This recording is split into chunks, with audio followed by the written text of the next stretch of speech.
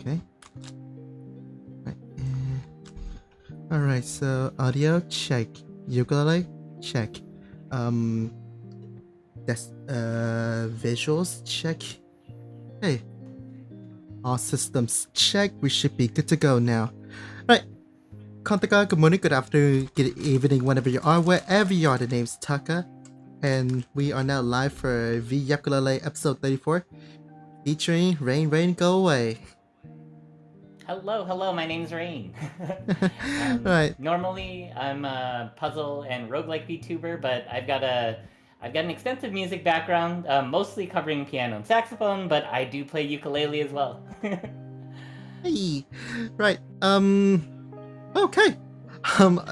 We got a bunch of new chatters here coming from Rain. So yeah, allow me to introduce myself. So hi there, I'm Taga. I'm a fire human VTuber, just casually streamer on Twitch. I mostly play a whole lot of rhythm games, some shooters, a mix of VR in between, and if I'm not gaming, I play the ukulele.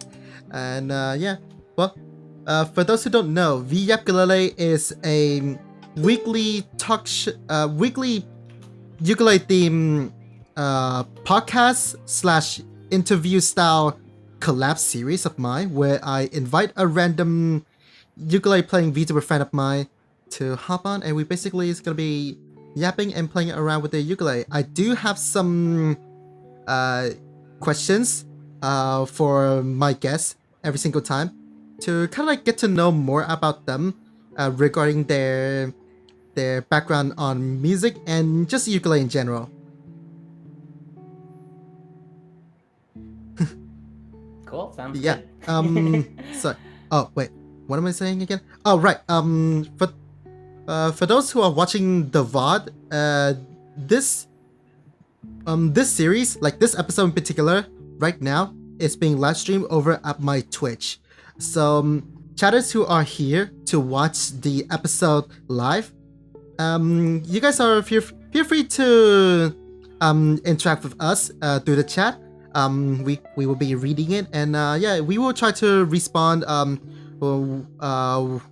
whenever or whatever appropriate. Feel free to pop in like some of your own questions or opinions about whatever topic that we might be on, or feel free to ask about anything new question, or like any new question, any new topic.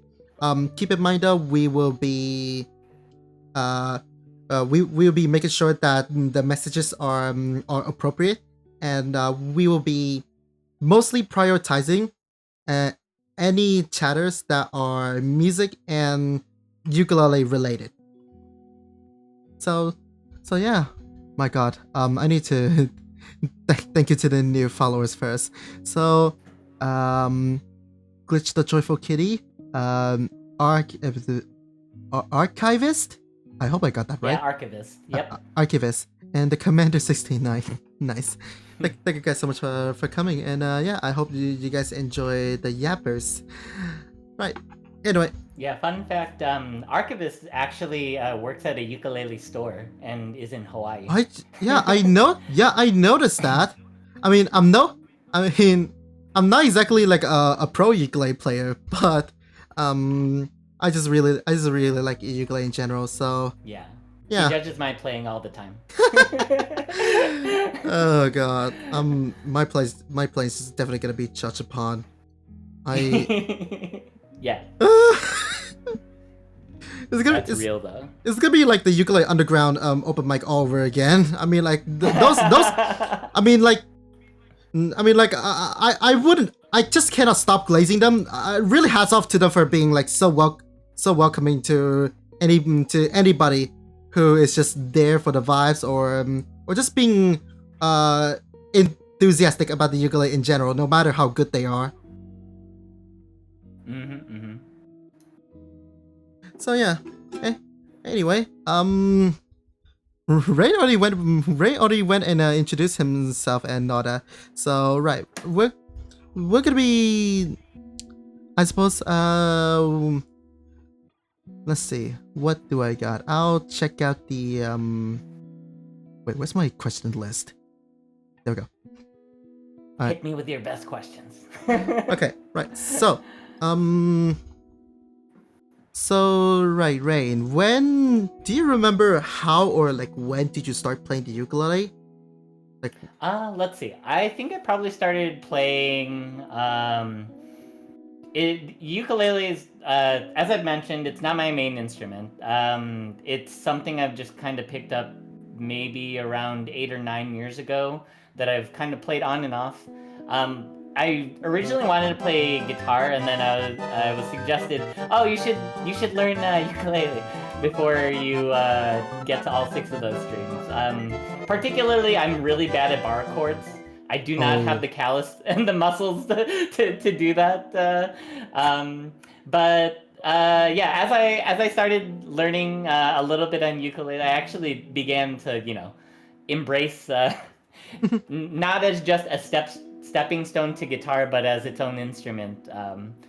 And yeah, I probably since then I've always been able to just play like every once in a while, but yeah, like I said, not my primary instrument, but one that's been enjoyable to play throughout the years. it's nice. Like even it just doesn't really matter whether you're like a professional musician that has like that puts their career on the line, or just some casual high school student.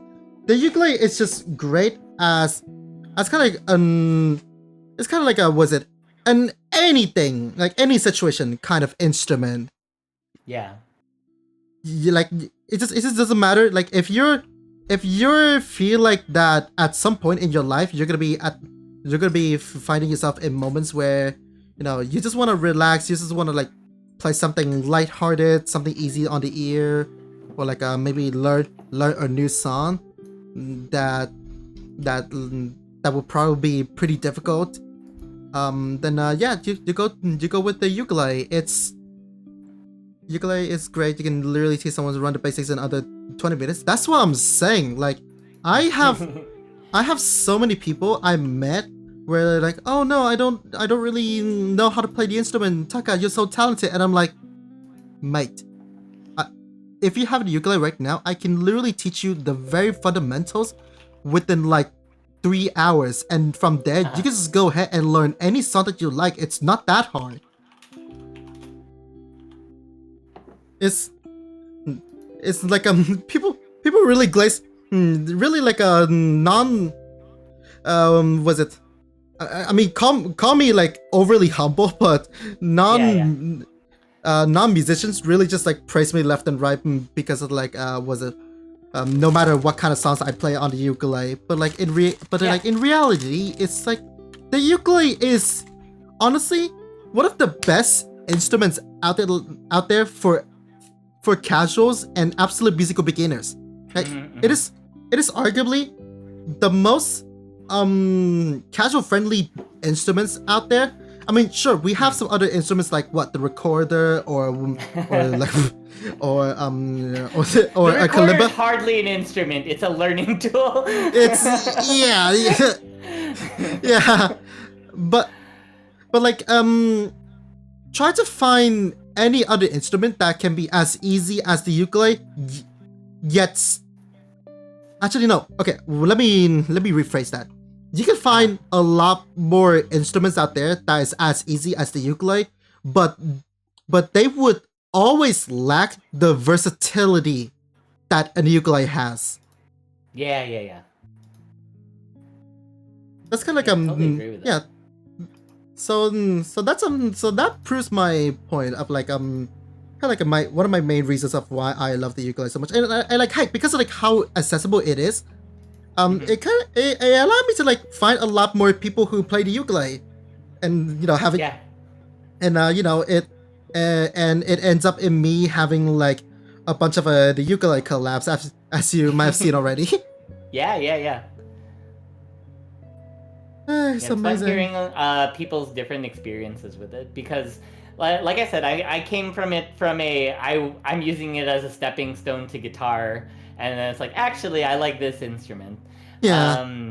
And I know for some people, especially because of the affordable price point, you can get something that sounds very, very decent at an affordable price, Yeah. which you definitely can't say that for a lot of instruments, especially nowadays with things getting more and more Yeah. complicated. Like it's hard. It's harder and harder for me to suggest a beginner piano for people, like because it's just the digital keyboards are getting more and more expensive, Oh. and like something like the ukulele is like you know, it because of how analog it is, it's been able to keep its relatively affordable price point. Yeah. Like case in point about the affordability. Uh, like if you ask me, my recommended budget would be $60 or 50 quid for those living in the UK. Like you can very easily just grab a 60 bucks ukulele from Amazon and have it delivered the next day. That's it. Like, Yeah. and it's by no means a pushover. That $60 ukes would most likely do service you very well within like the next 2 years or so. It's great. Meanwhile, I do have a piano. And that and this is like this is a secondhand. This is a secondhand weighted. This is a secondhand weighted keys electric piano. It's like the full 88 setup and every of the full 88 keys. Oh, But okay, even nice. but even then, the cheapest I can find, like at the time, is like 100 quid on Facebook Oh Marketplace. yeah, and that's used too, right? Yeah, and that's to used. get one of these, to get one of those new 88 weighted is going to at least be like $250 at the very least USD. If you're which would be lucky, what, maybe like 150 220 for quid. you. Yeah. They're just getting more and more expensive because they're just shoving more electronics into them, unfortunately. Oh, But yes, I also God. have my piano. I also have my piano like here just in case. Oh, God. Imagine. Yo. Now I wonder, do we need RAM inside pianos? I mean, that's part of it. With electronic pianos, like with the computer parts getting so expensive, it just unfortunately it expands like to anything that uses electronics. Yeah. No. Yeah. God. Imagine the base cost of the materials that you use to make PCBs just goes up. Yeah, it's wild.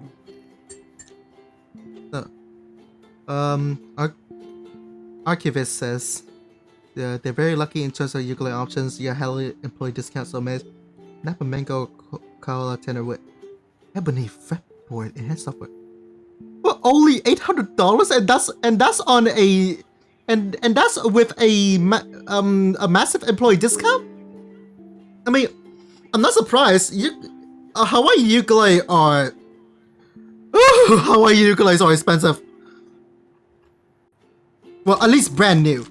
Like brand new Hawaiian ukuleles are just so freaking expensive. But to be fair, some packages with was it Cookie did told me that she found a starter ukulele package that's like I think somewhere like around $900, and if you and each of those pack purchase would plant a tree. So I mean, I guess that's fair enough. Koalohas in tenor size are typically like 1,600. Yeah. At that point, you need to be a master of the instrument to get the most. Like, because when you think about expensive instruments, right? My saxophone that I still own till today, it was like $2,500. I studied saxophone in college, so like I had a very, very expensive saxophone. But like the really, really nice ones are close to like 4,000. Like they can get really, really up there, right? And it's just about do you have the the mastery of the instrument to actually get use out of, all the finer points of craftsmanship and whatnot. Yeah. I For mean, me, I guess so. I don't. Yeah, for me, I don't have that. So that's why different tiers exist, right? You kind of have to be like practically a professional musician that's probably making enough money for your venture in order to afford that in order to afford that fine craft of an instrument. Yeah. Hey Illuminadora, welcome to the stream. Thank you so much for dropping in. How you doing? There's a comic in the store, 3,400. Oh Jesus Christ! I keep hearing those prices coming from the folks in the Ukulele Underground forum, but like, man, I still cannot believe that ukulele can just like can just get this expensive. I mean, actually, no. If you kind of think about it, that's just how it is. Like you have like the very fine, like custom crafted, straight from the source, and then you have the version that's just basically mass produce. Yeah. It's only the mass produced stuff that I have right now.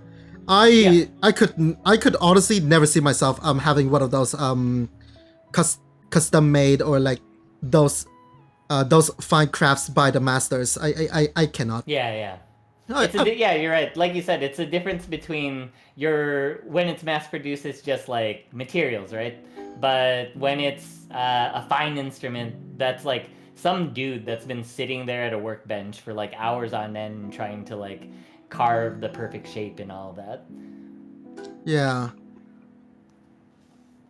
And not just that, probably using like the type of wood that sounds just way better than your average industrial mahogany, right?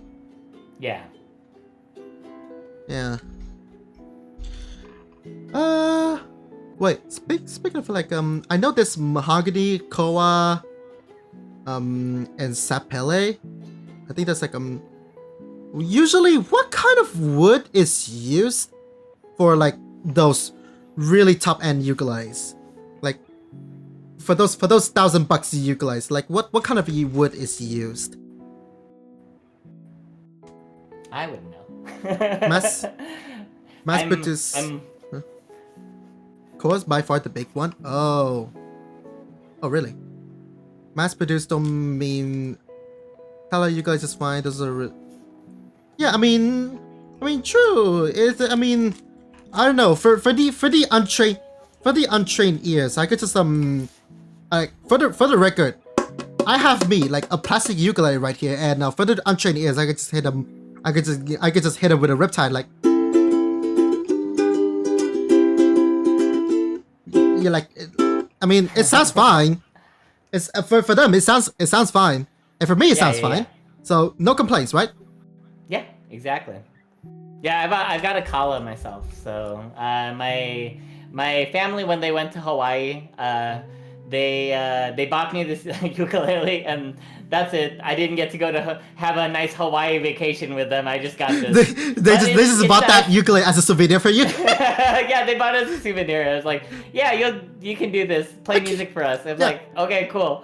I keep making joke about like if one day I go to Hawaii, I'm gonna have to buy a ukulele as a souvenir. But like, given how expensive those are, typically in Hawaii, oh god, I'm probably not gonna be able to do that. Yeah. Man, things apparently are very expensive over there. I'm sure Cookie can attest to that. Cookie and Archivist can definitely attest to that. Like, that is definitely not something that your average tourist is not gonna be able to afford. Yeah. I mean, sure, I could probably get something. I could probably get like a pretty good deal at a swap meet, but like I'm just talking a brand new, fresh from the shed ukulele. Yeah. I mean, yeah, true. I don't really need like something ultra expensive like a Kamaka. It just mostly. Right now, I'm still at the stage where I'm still trying to like keep keep a grasp on my fundamentals and be able to like play a bunch of songs, then after that I would start to consider to get like one of those $1,000 ukuleles to fight. Sorry, I got gassed up there. So I'm still at a stage where I still need to keep my grasp on the fundamentals. I need to like learn to be able to just play any songs that I want. Yeah. And then that's where I would consider getting one of those ultra expensive ukuleles to really see if I can extract any sort of like, I don't know, extra sound detail or like the sophistication within the sound from those ultra expensive ukes. Let's see. Wait, I just missed this one. Honestly, their mango Koaloha is maybe only 20% better sound quality compared to a HUG mango uke. Oh, okay. I mean, yeah, it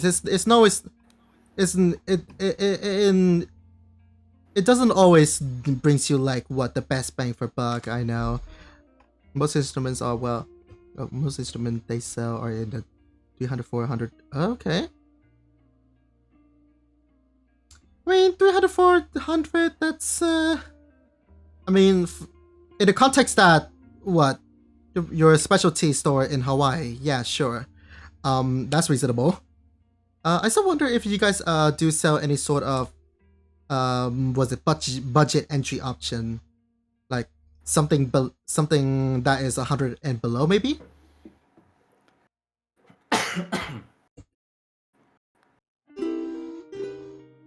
Yeah, I would imagine that they would, right? Because it's kind of like most tourists are looking just for something cheap. Like they don't actually want to play the instrument; they just want something to bring home, right? As a a keepsake or something like that. I mean, like in my case, I would probably still play that ukulele. I just needed to find a good budget option just so that just for the sake that, oh hey, I came home from Hawaii and I got a ukulele from there.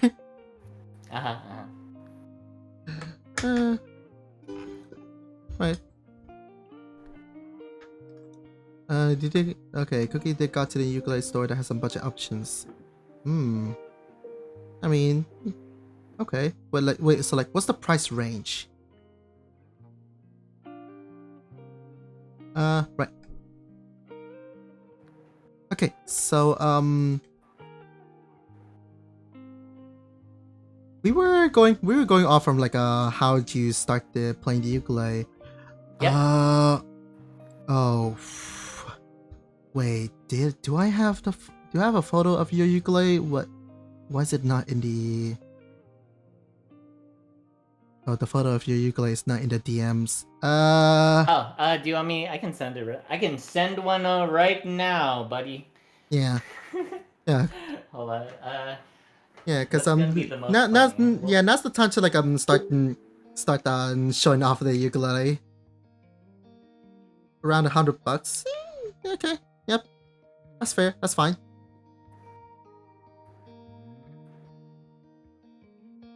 You can see my snow in the background in the US right now. There's a big giant snow. Oh yeah, no, I heard about that. We are like buried in snow right now. I've had to walk outside, and shovel the snow out of the way like 2 times already. I'm gonna have to do it again after the interview. Oh my god. Wait, imagine if if the snow if the snow stops falling down and then it's just a clear sky, then you get to dude, I don't know, a bed of snow just feels like such a aesthetic background for to take a picture of anything. Including your ukulele maybe? Yeah, I mean I just stuck my arm out and then was like, there. That's good enough. Eh, yeah, that's fair.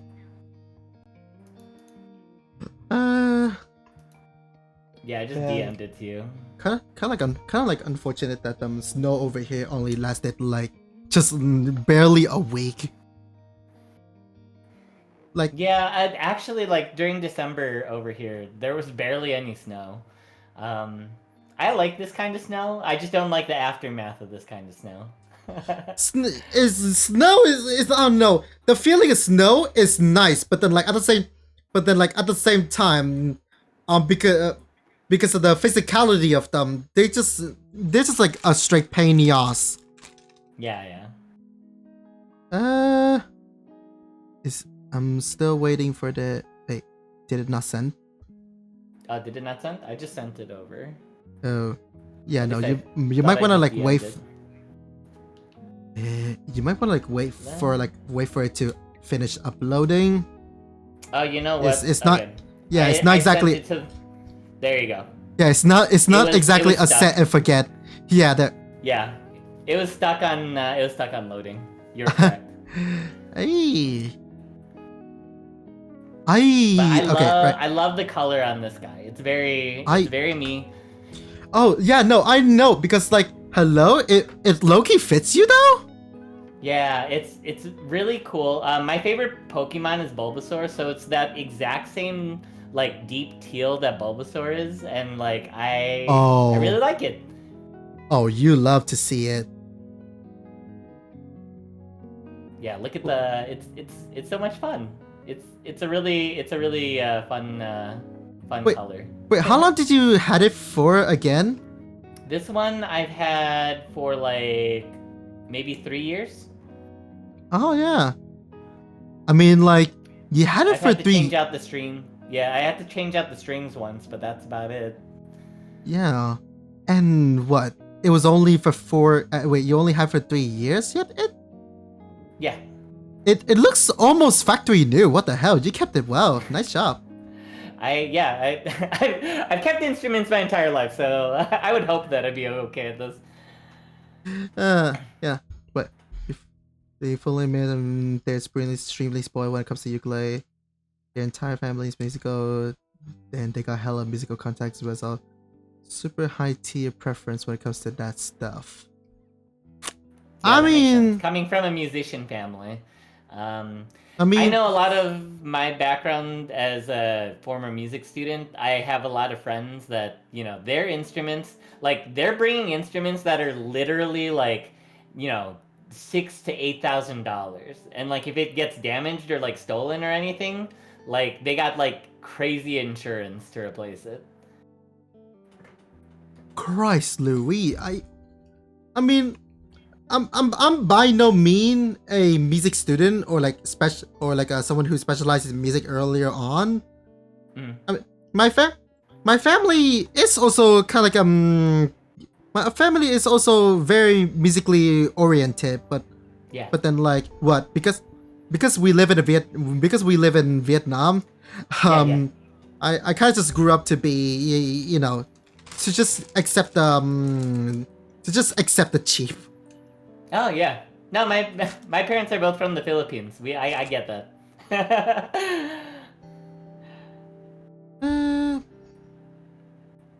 Yeah. Oh. I made sure to grab some of the snow so you could see some of it. Oh yeah, the snow. Yeah, you can see like some of my neighbors' back porches are they're just covered in snow. Yeah, right now. that. Oh my god. I just, dude. When I was like going outside during snow over here, I just like see a bunch of cars being buried in snow, and it's like, man, imagine just walking out and you have to like try to clear the snow out of the windshields. Yeah. That's what I had to do this morning. Yeah, no, imagine like not only in snow, there's also like icing on the freaking car too. That'll be a nightmare. Yeah. That comes with living where I live. Oh, the winters are pretty bad here. I know. Right, anyway. So that's yours. That's mine. I really low-key wanna one day get a ukulele that really fits my VTuber model. Seriously, Yeah. like here's mine. If this thing's gonna freaking work properly. Oh, here's my family. Yeah. It's so cool seeing all of your ukuleles. Yeah. From left. So okay. I don't think you named yours, but mine from left to right is Umalele, Venya, Jasper, and Benji. I like that Benji's a banjo. Yeah, exactly. Benji is like the latest addition to my to my family. Like yeah, it was after VTuber it was after the recent VTuber ukulele party. So yeah, most of the gang have not been able to see Benji yet. And yeah, you can probably already guess that Venya is my main ukulele. Yeah. Such a cool shape on it. What's the body on it? What's the body? Oh, like the material? It's apparently 70% polycarbonate and 30% carbon fiber. Neat. That's the material mixture. And yeah, I'm not gonna lie. It's just like it might just because the material is pretty dense or something like that. But when I picked up Venya at the time, I felt the weight. Like she was straight up the heaviest ukulele I ever had in my life. Yeah. Even heavier than Jasper. It's insane. It's crazy. But yeah, I managed to I got used to it. I got a strap and everything. So yeah, it's all good. Yeah, cool. And I'm not gonna lie, she is still by far my most expensive ukulele yet. Cause like was it usually the base model for this one would run you around 60 to 70 quid, but at the time that I got her, she was bought for 160. And do you want to know what's the reason? Why? Right. So I'm gonna give her a quick strum, and I would like to say, no cables, absolutely no cables attached. Wow. Such cool resonance on that.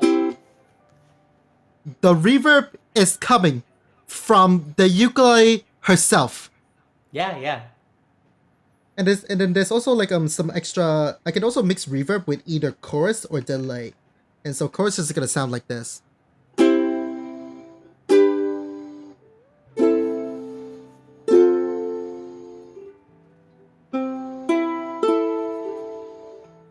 It's kind of like that harmonious sound. Like there's like a bit of a harmony going on with the ukulele sound when I turn it to chorus, right?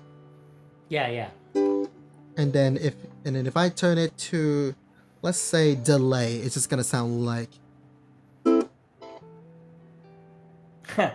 That's fun. Yeah, it's really fun. Like.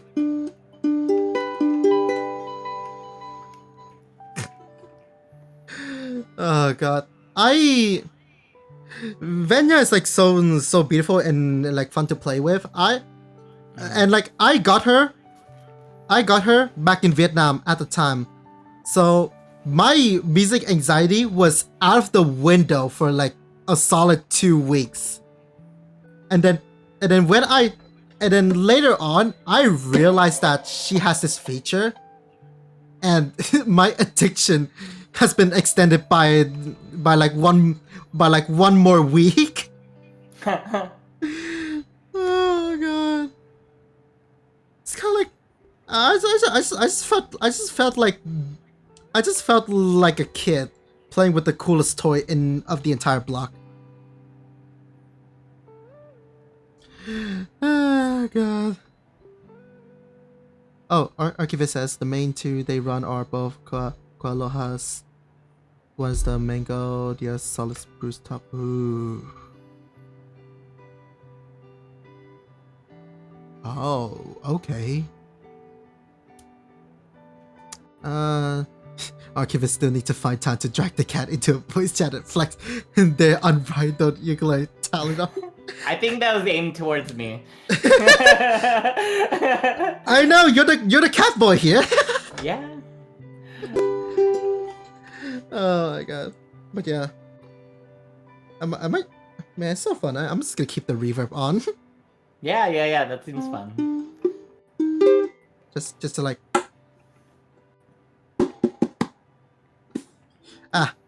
Anyway, yeah. So that's Venya, my main ukulele. Jasper, I had him way before I started VTubing. Like I got him the same year I started playing the ukulele. Like I started, I first picked up my first ukulele on 2019. It was like around April, and then I got Jasper on December of the same year. So let's just say I kind of got ukulele acquisition syndrome like pretty early on. Man, what is wrong with me? Listen, we like collecting what we like. At least your collection has practical purpose. Oh god, what did you collect? I used to collect Magic the Gathering cards, so the piece of cardboard aren't exactly as useful. I don't collect anymore because it's expensive, but I think a ukulele collection is very fun. You know what? Fair enough.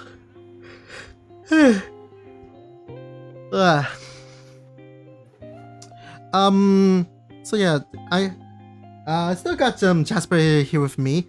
His main purpose is if I need a ukulele that is tuned to low G. That's kind of his main purpose, just to be like that one cool dude. I guess, I don't know.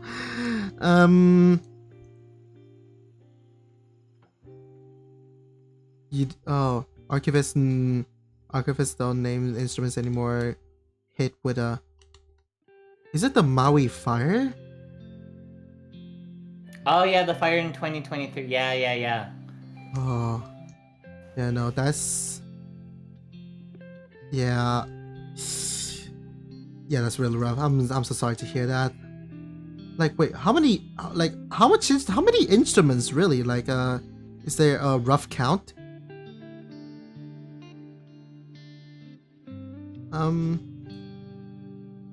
Anyway, right, so Venya, Jasper, then next up is Umalele. Umalele. Yeah, the one with the awesome the horse fret. I don't even know. I'm so I was just like.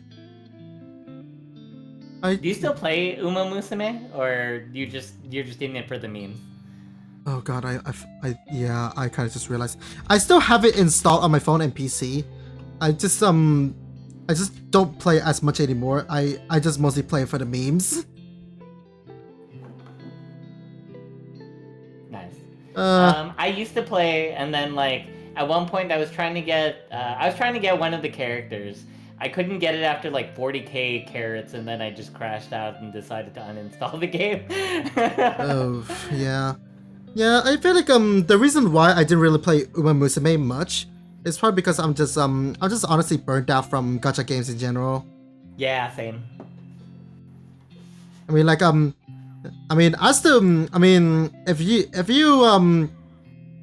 if you give me an opportunity to watch a horse race and I don't have anything else to do, sure, I'll take it. Oh god. So But- ukulele is a soprano Yeah. ukulele, right? Yeah, ukulele is a soprano. I just happened to get her right. So this is crazy, right? I got bored and decided to once again scroll on Facebook Marketplace, even though I told myself not to. After instantly voting for that red electric guitar, stop it, mate. And yeah, I came across a listing for an ukulele for 30 quid. And it just says ukulele, and the thumbnail is a ukulele bag with a horse logo on it. And so I got curious, click into it, scroll to the next picture. Oh no, it's literally a horse themed ukulele. Oh no. And being on the Uma Musume craze at the time, I have instantly made up my mind that I have to get her, and I need to name her Umalele. Yeah. No, it's such a good name for Yeah. Oh god. Yep, Umalele. So I got yeah. Hold on, Umalele is right here with me. Give me a second. Okay. She's tangled up in wires. There. Oh, she's low altitude. Whoops.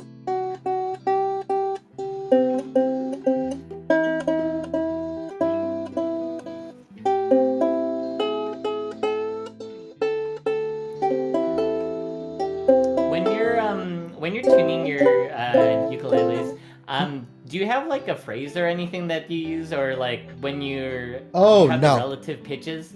Like I was taught by my friend to use. I don't know why, because they don't correspond to the actual note names. But for whatever is it reason, my dog has fleas? Yeah, I know. Why is it my dog has fleas? It doesn't make sense because okay, back when I was learning guitar, there's this phrase that says Eddie ate dynamite, goodbye Eddie. That makes sense. Sure. Yeah. That at least is the string note names, right? But what's my dog has fleas supposed to mean anything? It's just the freaking tone that you said it in. There's no correlation at all. What the heck's the M note? There's no H note either, by the way. Yeah. So it's gonna be like wait. Hold on. So it's gonna be like, my dog has fleas. Like, what the fuck? Yeah, I don't know. I remember each time. That's genuinely stupid. Yeah, I feel like it's just like tribal knowledge. Like it's been just handed down, and people are like, "Why do we do this?" And I was like, "I don't know. My teacher taught me this, so I do it now." I think that's kind of where we're at with that sort of thing. It's only because like the way that you said it, like the tone that you said it, right? Like yeah. My dog has fleas. You know, like you can kind of like visualize how low and high it goes. Like my dog has fleas. Right? Yeah. That's kind of the only point that makes it make sense. Otherwise, it doesn't make any sense at all. And I really wish we as a society makes up a new phrase. Somehow I don't think that's the number one concern in society. But yeah, I mean, it's useful, right? It's easier than saying like, like 5136. Like 5136 is like the Nashville number representation of it. So or if you're solfege, sol do mi la. But I guess my dog has fleas like is easier to just maintain the pitches in your head. I don't know. I can't just disregard it entirely and just go for like relative tuning or like perfect pitch. Yeah.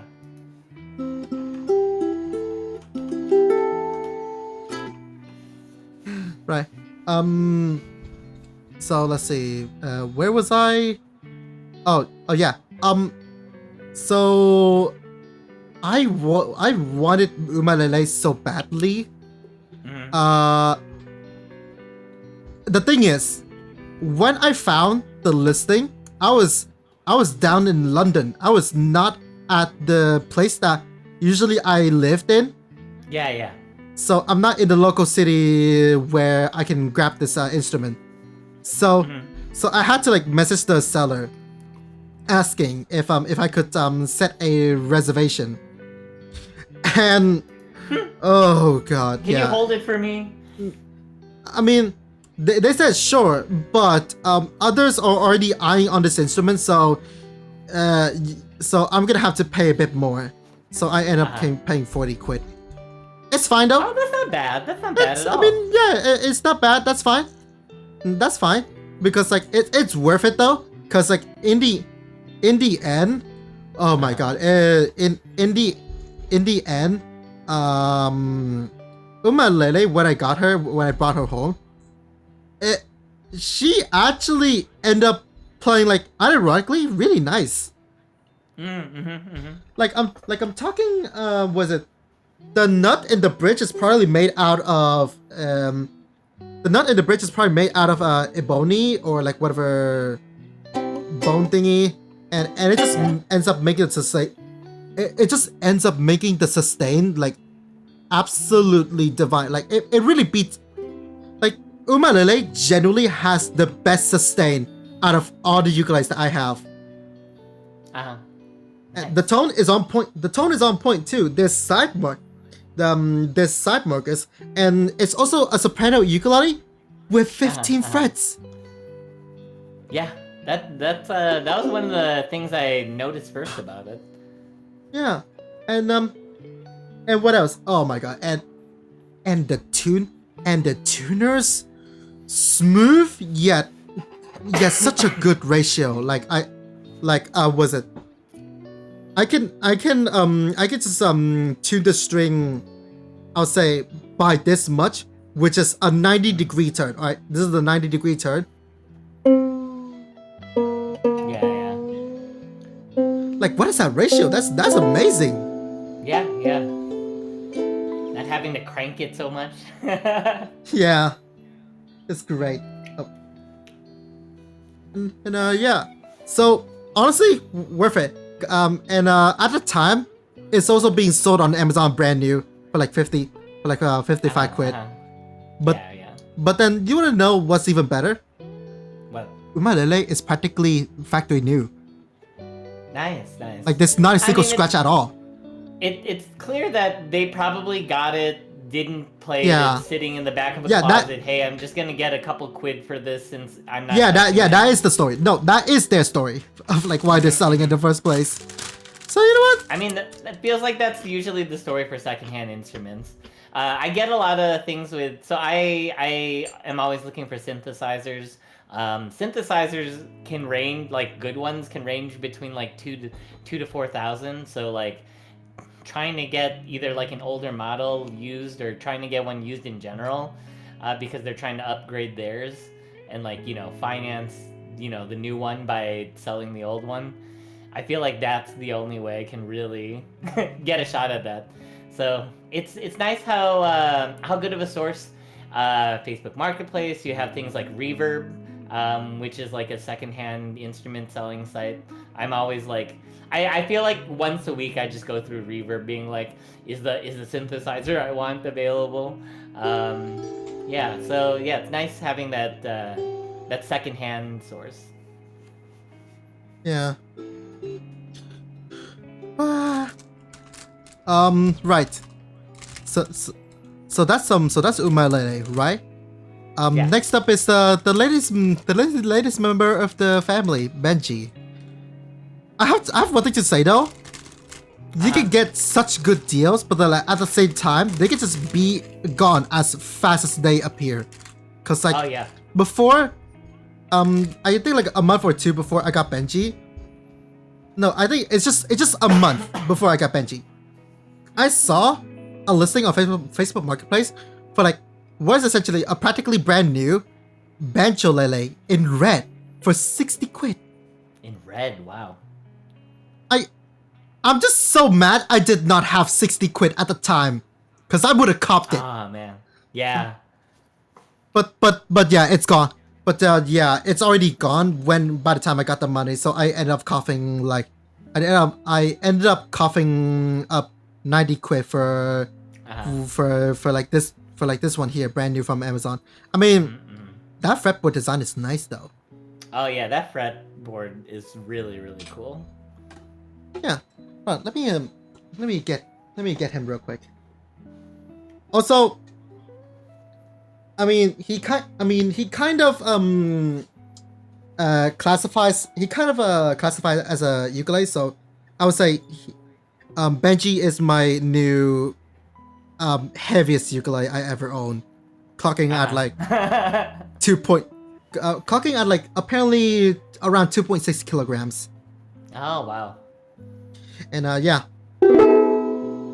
Yeah, it makes sense why you'd have that neck strap on there. Yeah, no strap. I can kind of play Venya without the strap, but Benji, oh no, strap is mandatory. Oh yeah.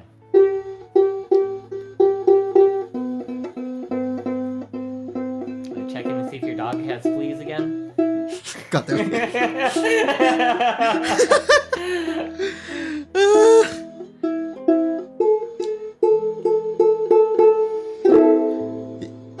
Okay, Benji is nice. Benji is like good fun. It's just there's just one thing though, is that because of the way that he resonates, like the way that the banjo resonates, right? It throws off my perfect pitch. So it took me a while to get used to the way he sounds. But yeah. Yeah. Speaking of that, considering that you're in the UK and the temperatures can change, from season to season, are there certain ones of your ukuleles that maybe get out of tune more easily, or you have to spend more time retuning them like over and over again? Actually, it's cold most of the time. It's actually quite cold most of the time. So yeah, I don't know. So environments is not much of a okay. There is one weird thing I noticed though, is that every time I turn on my heater fan, like some of the heat would hit the strings of my Venya, and they would start to go out of tune. It's really weird. And do you know what's the weirdest thing? What? When my Venya strings gets hot, they somehow tense up and goes sharp. Oh yeah, that makes sense, right? The spring is expanding, so the waveform is going to get faster. Oh, yeah, but when it cooled down, right? The strings get. Actually, I forgot like if do they. I forgot whether they're gonna get flat or sharp when it's hot. I'm gonna need to replicate. Hold on, give me a second. Yeah, sure. You're gonna take a blowtorch to Venya's strings? No. It's gonna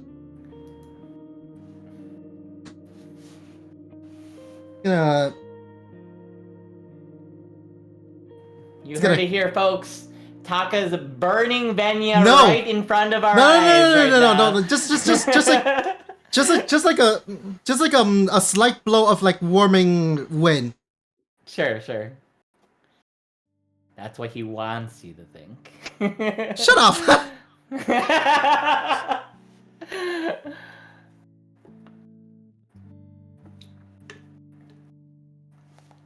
Okay, so it's gonna be like this, and it should be.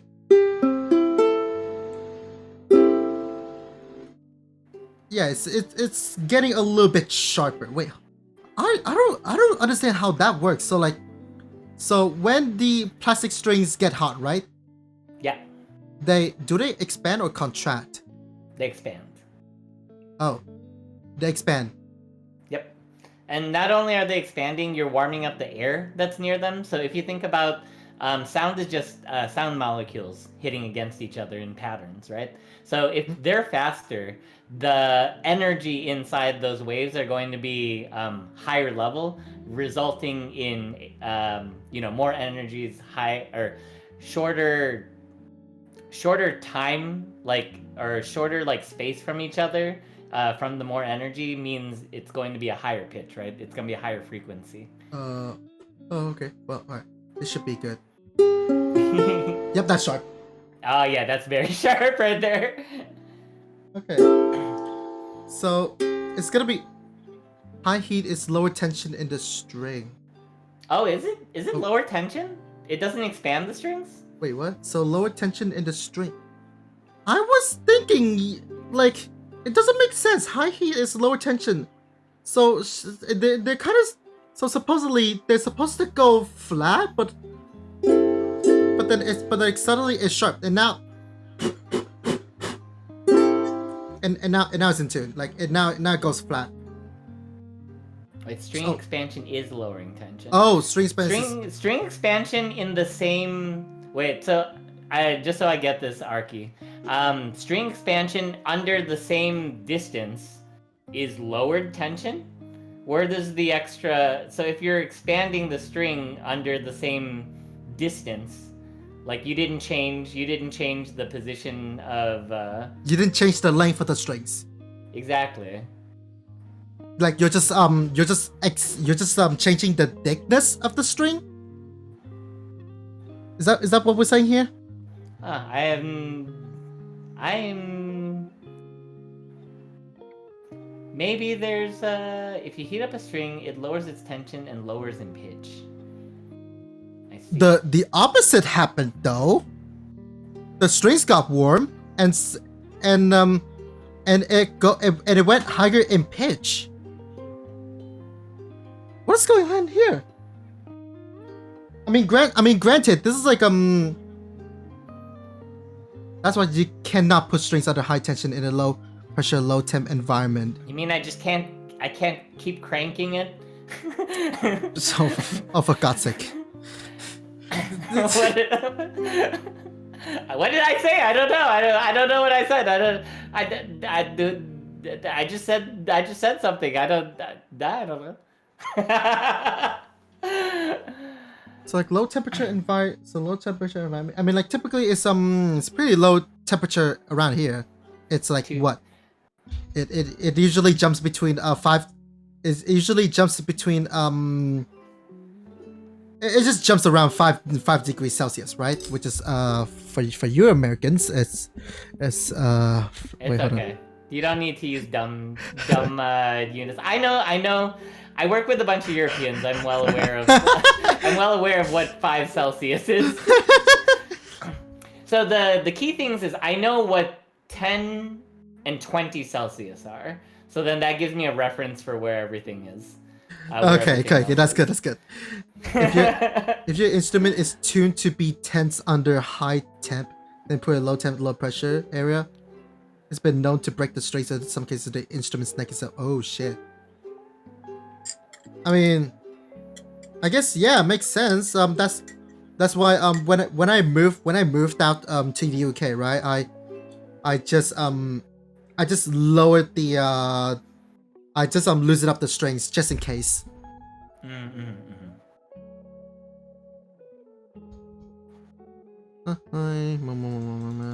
Did you I remember a while back you went on a trip back to Vietnam. Did you bring any of your ukuleles with you, or did you just I brought Venya with me. Oh, okay. Nice. Yeah. They have to advise people on this all the time. They recommend just bring the instrument on as a carry-on. Yeah. Venya went with me as a carry-on. When I moved from Vietnam to UK though, I cannot say the same. Like I could only bring Venya as a carry-on. Jasper has to be in the suitcase, and thank God nothing bad happened to him. So yeah.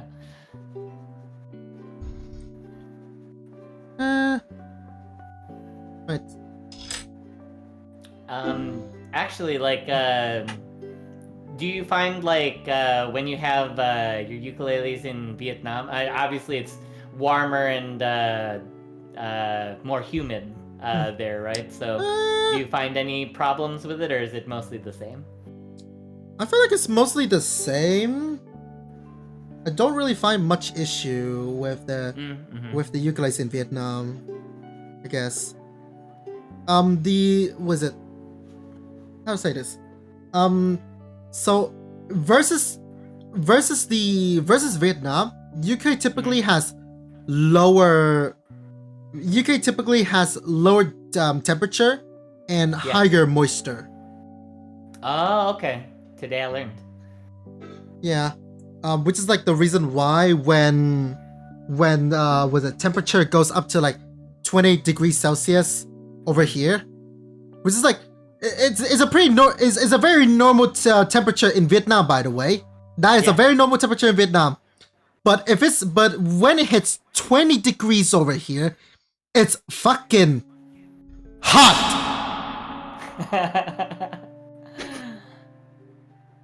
It's like it's so fucking hot. I don't know why. But then I figured out that it's probably something to do with the general moisture level around here, like the humidity. Like apparently humidity over here is higher. So the British just tends to have a harder time sweating out, right? Like sweating is like a cooling mechanism of our body. And we just couldn't really sweat over here. Gotta love living in the perpetually hot and humid Hawaii. Oh god. Upside, yeah, you got really high heat tolerance. Okay, you wanna know what's funny? Back in Vietnam, when it's summer, I have to back in Vietnam, right? When it's summer, I can just sleep very comfortably when the air conditioner is set at somewhere like 28 or most of the time just 27 degrees. But I mean, ever since still pretty high. But ever since moving to the UK and then going back to Vietnam, I could no longer sleep at any temperature above 20. Yeah, 20 is like closer to where I set things. Like, what the fuck? I generally got British wash. What the fuck? Yeah. Like, it has generally. I don't even know if I should consider this a debuff now. Maybe it is, cause let me reiterate. I can just sleep comfortably at like 28. Heck, maybe sometimes 30. But now I cannot sleep at any temperature above 20. Like, I'm sorry. That is like my parents and like all the elderlies would be complaining about like how cold the room is. Meanwhile, I would just be like, yeah, this is fine. That's funny. Yeah. Oh god, it's stupid. Yeah, it's funny, like I think something happened similar with my parents. So I was born in the US, so I never was in the Philippines. I visited the Philippines. My parents, that they lived in the Philippines for like 30-40 years. So I forget when they immigrated over. They were saying that, you know, when they were first here, that like, oh, they can't stand the winters and it's so crazy. Now you like ask them, and it's like, oh yeah, like fall is probably their favorite season. they like it's nice and cool. Like there's like that's like their favorite season. I find that so funny. I mean, fall is my favorite season too. Fall is like fall just hits that nice balance temperature wise. I don't know. Oh yeah. Like it's not fall. Not too hot, not too cold, just perfect. Right. Well then. Right. So next topic. Oh, Archivist is a spring guide. The Oh. spring guy. I like spring, but I'm actually allergic, so that's the only Oh. reason spring is not as good as fall for me. Oh, that's rough. Right. So you have played like many instruments by now, but Yeah. honestly, do you prefer the ukulele over any other instrument? I actually, it's probably my second most played. My saxophone, like as much as I love playing it, it's not like I can go just jam with people with it. It's like, and I got to set it up. I have, it's relatively expensive to upkeep all that stuff. My piano is actually my number one, because Oh. it is the instrument that I'm most experienced with. I've studied it since I was, oh my gosh, 7 years old, maybe. I still take piano lessons to this day, actually. And like when I'm doing music production, piano is by far like, a lot of times when music producers will they'll click in all the notes or whatever. It is way easier for me to just hit record, play all the MIDI through my keyboard, and it's already done. I know exactly what I want it to sound like. I can just play exactly that. I have 20 plus years of piano underneath my belt, so that's probably what I end up doing the most. Like, for example, like when I'm playing something on ukulele, I'm always thinking about how I have to simplify the chords, because I studied jazz in piano, right? So something that would be like a basic like 1 6 4 5 progression in Mm-hmm. ukulele. In piano, I could express something like Oh.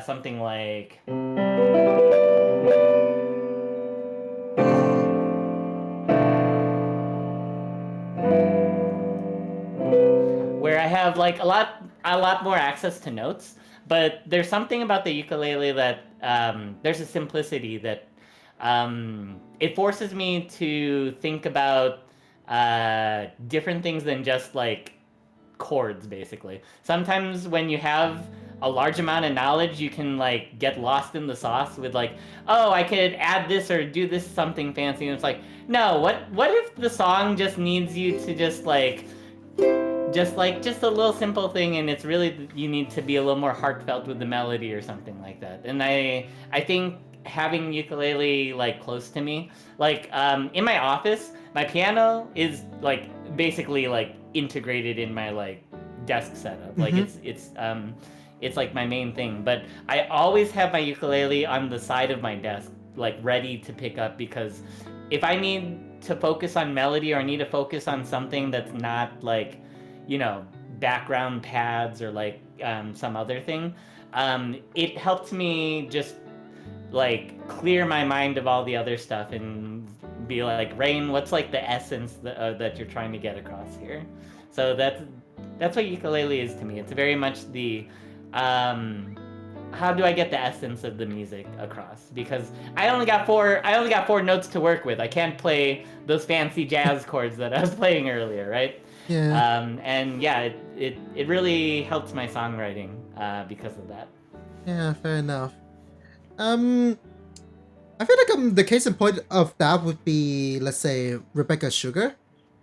Oh yeah, Yeah, I because love like her. she would always a lot of her songs, right? She would mainly initially write the song for ukulele, and then Mm-hmm. later on, she would translate that over to like a full song composition, Yeah. just based off the like the sim like just the simplicity of the ukulele arrangement.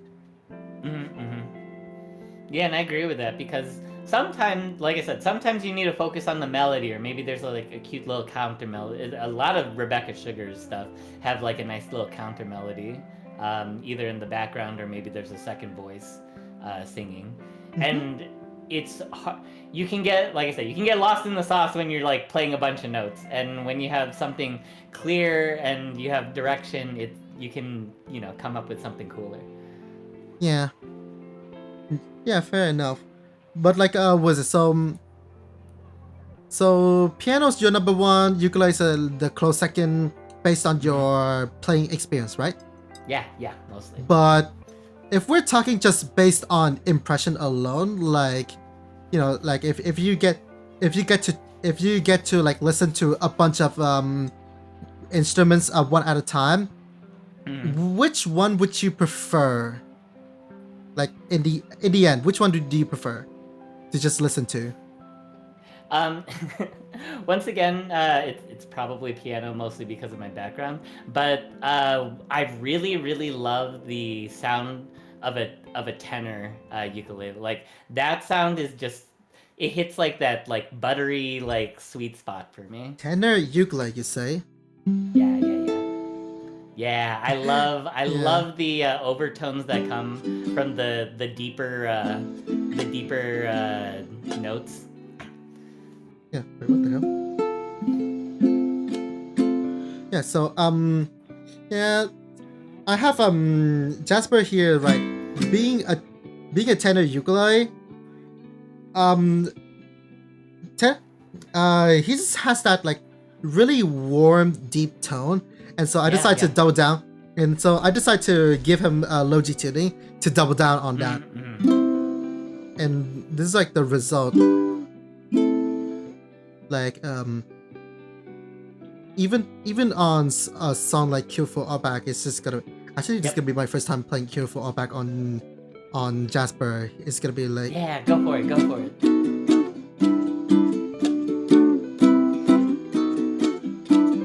Yeah, for comparison, right? For a quick comparison, let me just lower the music volume real quick. Right, so for a quick comparison, Killful Allback on Venya is gonna be like, so the sugar owatawa dehiki wa ino ni susume nai sesu yo sukite onaku nari deki ni oru baku.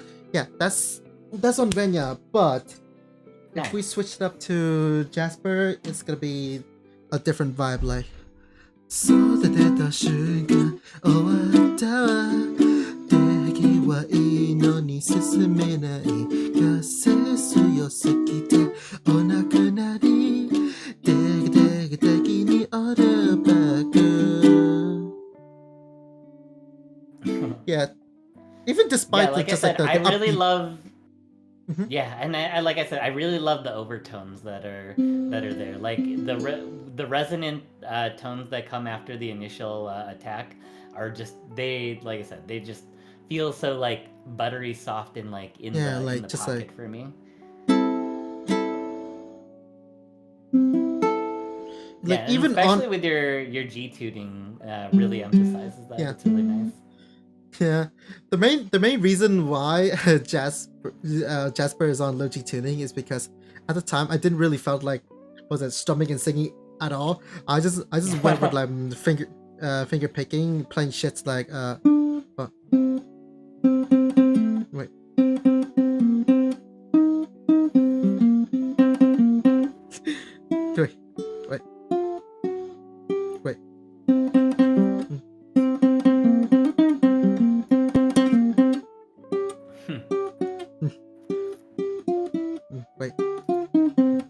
Wait.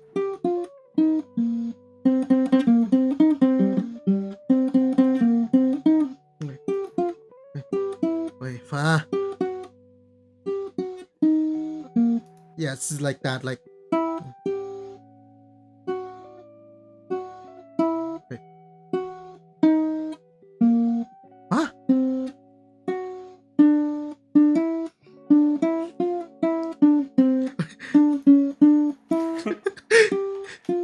Yeah, this is like the kind of stuff I used to play all the time. Yeah. It's been so long. I got so rusty. Yeah.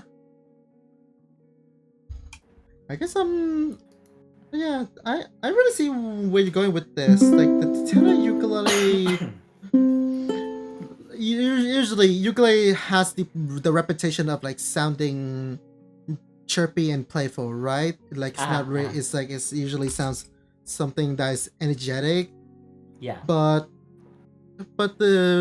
Jasper over here, being a tenor ukulele on low G tuning, he kind of just like goes in a completely opposite direction of like being rather calming and soothing. Like even on something like the A string, right? I can still the bass is there. Like the A string still felt bassy. Mm-hmm. Yeah. Like there's like so I much said, depth. That's due to the size. overtone. Yeah. Yeah. Mostly due to the size of the body, right? It produces that overtone. Yeah. So maybe one day you could try getting yourself a tenor ukulele. Yeah, so when I was in uni, I actually taught a middle school class. I was a computer science major at the time, and so I was teaching computer science on the side as my job on top of taking uni classes. And they had a tenor ukulele. They didn't know that I knew how to play, and I just like started noodling around, and my students were like, "Wait, Rain, you know, like, or I guess Mr. Rain, you know, like, you know how to play?" It's like, yeah. I was, what was I playing? I ended up playing like some simple thing to My Heart Will Go On. I didn't know the chords at the time, but I just like, you know, I did an approximate 1-4-5 like kind of progression basically. And yeah, it was just it was just really fun. Like you said, especially to, you know, maybe not more ordinary, not as musically inclined people, just like they can just get so impressed by just you strumming some chords while singing, basically. Yeah.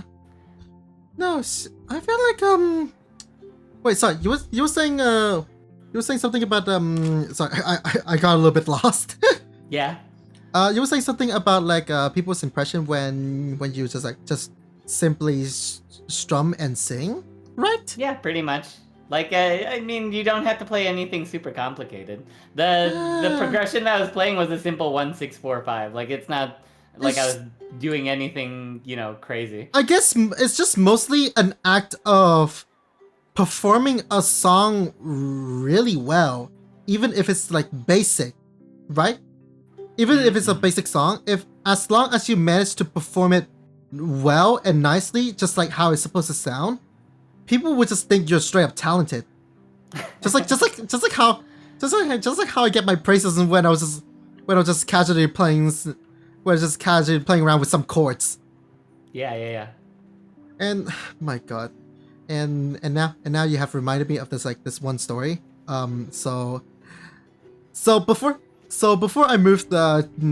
I have confirmed my visa status to move to the UK, I was in my university in Vietnam, right? And they hosted. Yeah. And decided to host an English competition. So, of course, being that one student who's like insanely good at English, just out of nowhere in my class, I was pulled up to be the one that's going to represent my class. So right, I'm there now, not by my own will, by the way, just like against my will. I'm there having to compete for my class. So okay, fine, I'll do it. I did my part very well.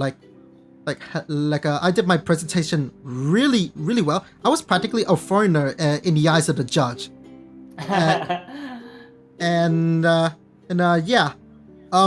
It was only like about halfway in did I realize that wait, the presentation is not the only thing for this competition. There's also a fucking talent show. That's funny. There's also a talent show. So I'm freaking out. I'm having a nervous. I'm like internally just having a nervous breakdown, just watching the contestants was it doing a song in English, right? In order to add to the points. Me, okay, being in Vietnam at the time, I still had a severe musical anxiety.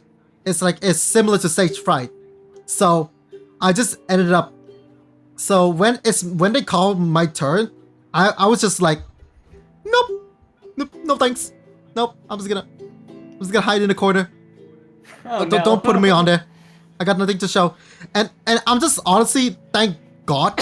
And I just honestly thank God they didn't know I know how to play the ukulele. Otherwise, I would be dragged up there against my will, as per usual. Oh my God! But yeah, that's and so yeah. Because I skipped out on the talent show, I ended up placing third, even though I did get a bonus, some bonus cash for being what is essentially the best, like hands down, inarguably the best English speaker of the entire competition. If we didn't have the talent show, I would have easily gotten first. But no, I skipped out. So I lost. I lost out on like what 30% of my score, and yeah, I placed third. I Well, it's swear to okay. God. Now I'm sure you've got a lot less performance. Yeah, I mean, I'm more comfortable now. I'm still so Yeah. mad. That's just the timing back then. It was still back in. That was still back when I was still having like music anxiety and whatnot. But if I were confident then, I would just like here's the thing, right? After my presentation, the opponents is already down. Like it's already a wrap. So if I had the courage to walk up there, pull up my ukulele, and hit him with a good old riptide, that would be me just basically kicking him while they're down. Yeah. Like the easiest song of on the ukulele. Like for the record, most of the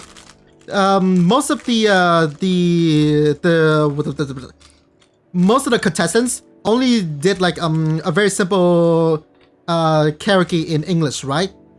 Yeah. I could have just pulled up with the ukulele and destroys any hope. I mean, you totally could have, but you didn't. I could have hit him with like I really could have just went up there like lady running down with a red tie, and boom, I win. Bro hitting him with the riptide. Like the simplest song ever. I could have hit him with that, and I could have hit him with that, and then boom, it's over. It's a wrap. Yeah. Like, no, it's not even. And again, no, hitting them with that riptide would just be me practically kicking them while they're down. My God. Anyway, so moving on. We talk about based on your playing experience, you prefer the piano the most, but listening experience you prefer the tenor ukulele. Well, I'm probably gonna get nothing as an answer, but like honestly, is there any sort of like how do I say this? Is there anything that you have to nitpick about the ukulele? I mean, like, nitpick is hard. Nitpick about my playing specifically, yeah. About the instrument itself, it's kind of hard to answer that. Like, I guess, like, if I'm thinking of, like, it can be tough to record sometimes. Well, mostly because I'll have if it's like a faster song, and I have some of my fingers that are not like fully down or something, or like they're positioned in a way that makes that specific string a little too flat or sharp. So like going back for the recording, it's hard to do any like pitch correction to a like a chordal instrument, right? It's not like a single instrument where you can be like, oh, okay, we can just like change that a little bit. And sometimes, yeah, when I'm recording ukulele, it's like, okay, now I got to do like so many more takes because I can't be like, oh, we'll just fix that one note and we're all good. Oh um, yeah. yeah, I mean, I'm sure you have that feeling too whenever you're recording something versus like if you're playing live, you kind of like forgive. Oh yeah, that's a little like intonation issues or whatever, not that big of a deal. But it's like when it's a recording, it's like, oh, it needs to be perfect. I can do it one more time. I can do it just a little better.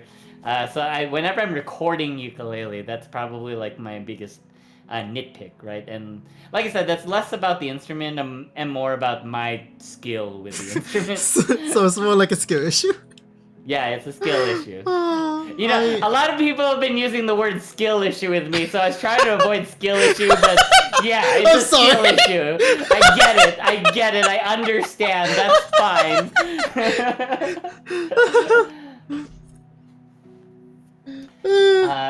Rain, if you recall correctly, the first time you interacted with me, you played me Happy Birthday in the ukulele. Yeah, I actually do remember that, Arky.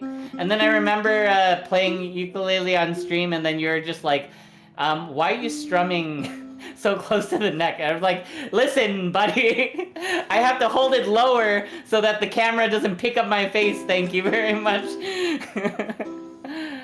But yeah, I'm well aware that my technique isn't perfect. Wait, is it bad that I strum close to the neck? Like I usually strum like somewhere around the final frets. Oh no! So I was strumming at the time. I was strumming even further up the neck than that. Like Oh my God. not. It's not where you should be strumming, but based on like where it was sitting, because I had to adjust to my IRL camera. But obviously I'm trying not to reveal my face, right? So it like the way my hands had to be at the time, it was in a very. It was not in the ideal place to be strumming. Strumming close to the neck is fine. Traditional techniques roughly around where the neck. Oh yeah, that's where I strum most of the time. Yeah, I was further up the neck basically at the time. I was not. Yeah, it was not great. Okay. Branch. So yeah, so wait, now Archivist knows that you're trying not to dox yourself. I mean, I think I'm a VTuber. I'm in general trying not to dox myself. I mean, like, yeah, that's kind of that's kind of obvious, yes. Like, is Rain, like, hold on, Archivist, is Rain not your first is Rain your first VTuber that you ever watch or what? No, he's watched other ones besides me, but I'm probably on camera more often than your average VTuber. Like I mean, true though. I can see your goddamn feet, sir. I'm like I'm trying to remove that reputation, but that seems to be like half my clips, I swear, are people. I'm just like, I'm not even like trying to do anything sussy. They just happen to be there, and then they're just like clipping that because they're like feet. I'm like, what the heck?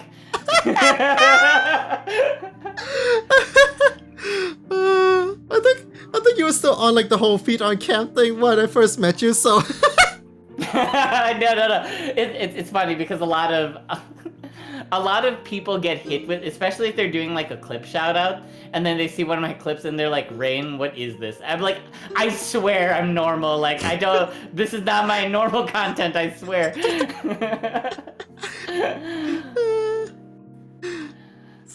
But he's still gonna harass her about it. Okay. I've learned that I'm very bullyable. I've just come to learn this maybe not recently, but I've like come to terms with the fact that I'm just naturally bullyable, which is not not to say that like my community is just always dogging on me, but it's in a funny way, in a joking way, right? But he bully Ray specifically. Oh my god. Yeah. Oh, boy. How dare I wield a ukulele in front of someone that is around ukuleles like all day, every day. Yeah. Oh, we're fine. Oh no. You good? Yeah. Oh, almost dropped Benji. Oh no. Well, that's good that you didn't.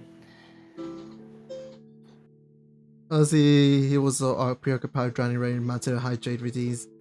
He'll be safe enough to make him do a Yuga apology for being bad at playing Yuga just for the sake of Jesus Christ. So one of my redeems is a ukulele apology where I have no. to ask chat what I need to apologize about, and then I Oh no. on the spot make a song apologizing for whatever chat wants me to apologize about.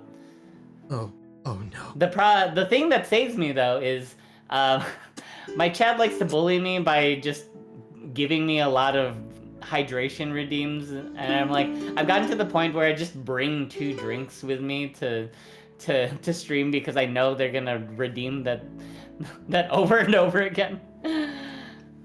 That's crazy. Imagine needing to prepare two bottles of drinks before every single stream. It's become ritual now. I'm just like, whatever, this is what it's like now, I guess. This is your life now. This is my life now. It's okay. I keep very well hydrated. My throat is always very like, you know, That's nice and healthy. So. Yeah, that's nice though.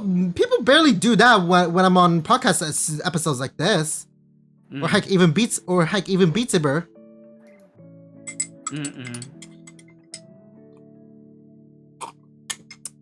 And I just ended up drinking stuff on my own. Well, I don't know.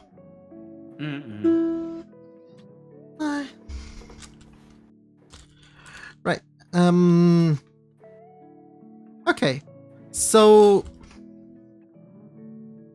have you at some point realized that playing the ukulele invokes some sort of like emotion within you? Yeah. I mean, playing music in general has always invoked emotion. Like it's.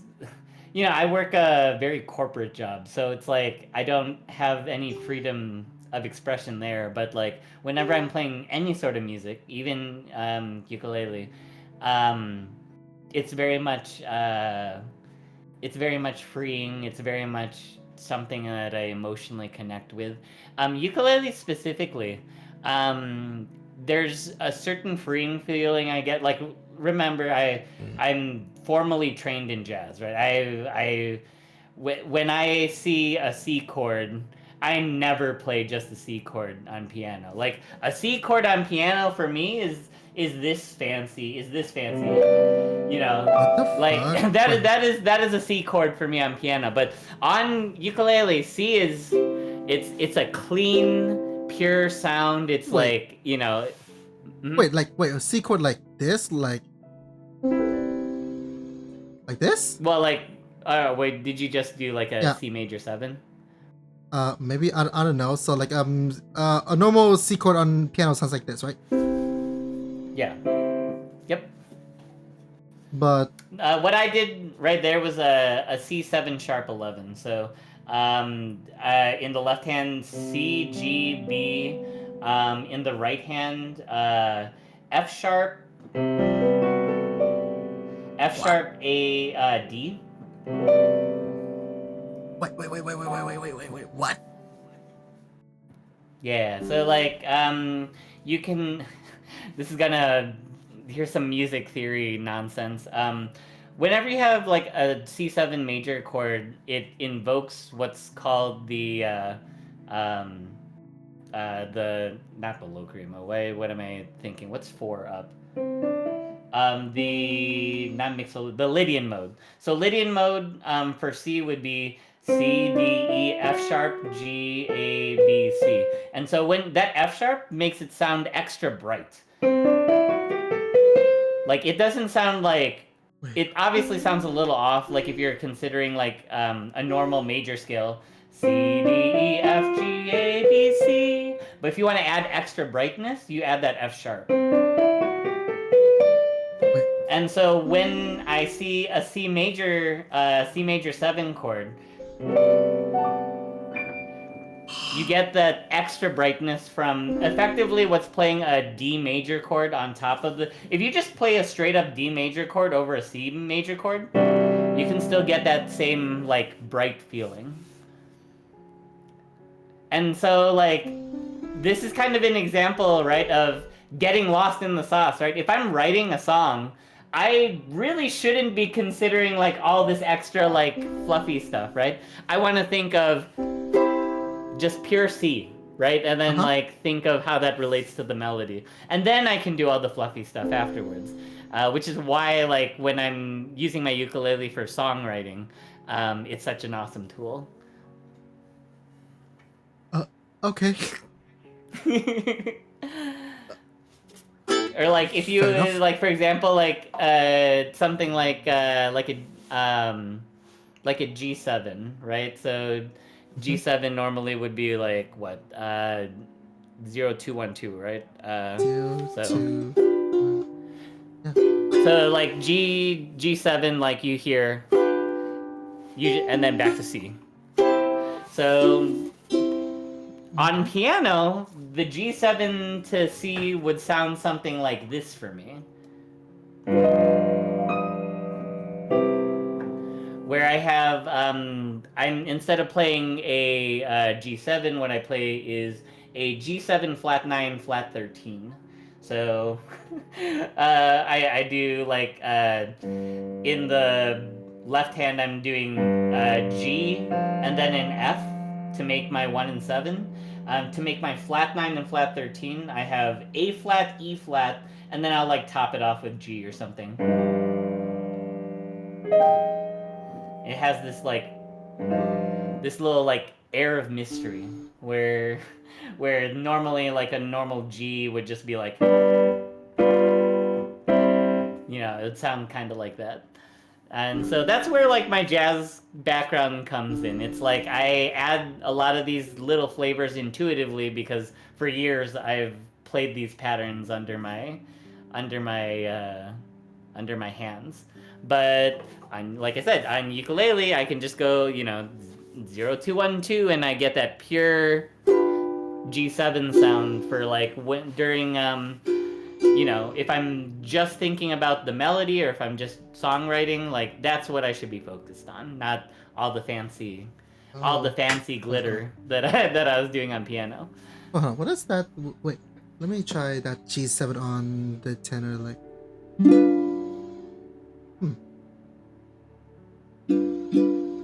do you play G7 in a different way? I've always done 0. It's 0212. Yep. So it still kind of like sounds a little bit mysterious. Maybe. Yeah. Well, it's the G7 is going to naturally resolve to C. So, it has all the what are called leading tones. So like the biggest thing is that it has this B and you have this F. They pull in towards each other. So that's what gives you that like pull back to C. Okay. Yep. There's my music degree right there. Okay. Yeah, so like for example, like what I would play on piano, like compared to ukulele, I might go something like.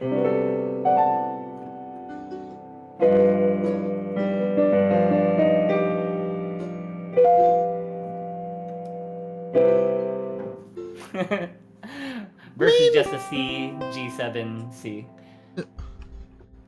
Slishy, thank you so much for the follow. Welcome to Taka family. Hi, how you doing? Right. As I was saying. That's a lot of ukuleles. I know. Yeah. But that's my ukuleles. That's Ray's ukulele. Yeah, we were talking about music stuff in ukulele. But yeah, so okay, so because of jazz and like what you can do with the piano, you just tends to you just tend to like spice it up a lot, but the ukulele is like the It's like a foundation ukulele. for my songwriting. Because when you're songwriting, like I said, sometimes you can get lost in the sauce with like all the fancy ornaments and Mm-hmm. stuff you can do. Ukulele forces me to just think of what's the foundation of the Yeah, song. just stick with Um, mhm, just stick with the bass. Just like keep it simple, right? mhm, It's like so in a way, so in a way, it's either a downside and an upside. Like it depends mhm, on who you ask. So in mhm. your case, like the ukulele just like puts a limiter on how how much sauce you can put Yeah. into the foundations that you're laying And out I here. don't think of it as a upside or a downside. I think of it, they're two different tools, right? It's Hmm. like I go to my piano when I want to play like 9 notes at the same time. But when I want to think about chords and the purity of the song, I go to my ukulele. Yeah. Uh, and no, I don't have an H. I do not have an H strings. Nope. Um. Right. Sorry. Back on topic. We were. Yeah, I know. Asians are like really fun because like the amount of depth that they can go with the Yeah, with yeah. like with like just that extra strings, right? I should get one. I know, but like I already have too much ukuleles. I cannot put any. I cannot like find any more space to put in my room. Um. Anyway, as I was saying, so so you feel like freeing in a way. Is it more like Mhm. the ukulele is just an instrument for you to detox emotionally? Yeah, yeah. It's like a way for me to um maybe not detox, but it's more just like it allows me to just express myself. Like I said, whenever I'm playing music, it's always about the fact that I can express myself. Um, ukulele is just like another tool for that, right?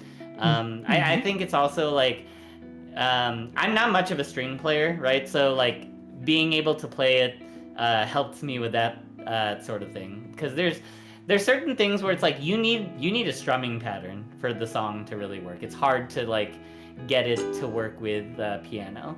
Like try getting riptide on piano. It's not gonna sound great, to be honest. Like It's just not gonna sound the same. you're just like, what do? You hit the chords over and over again? No, it's kind of repetitive, to be honest, because the sound of strumming down and up is like kind of what brings like the little like rhythm, like quote unquote rhythm section to the song. Um, you can maybe do something with your left hand on piano, but no, it's not. It's just not gonna sound. Yeah. It's just not gonna sound the same. And so sometimes you need that certain sound, and being able to play that helps. Like I said, when you're a Yeah. multi-instrumentalist, it's you think about instruments as different tools for the different things that you want. Yeah. So it's like hold on, I'm gonna try this. So when it comes to like you can have like different was it? So Riptide on the piano just wouldn't just doesn't really hit the same as the ukulele, and given how you can have different strumming patterns to give on the ukulele to give different feels to the sound you're Mm-hmm. playing, right? Mm-hmm. So I'm imagining it's gonna be like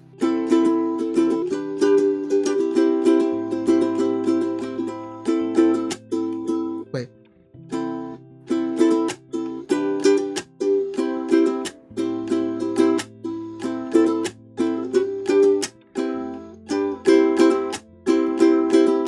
Yeah, it's kind of like that. Yeah, and even when you change up the strumming pattern like that, you get such a different feel out of it, right? Yeah.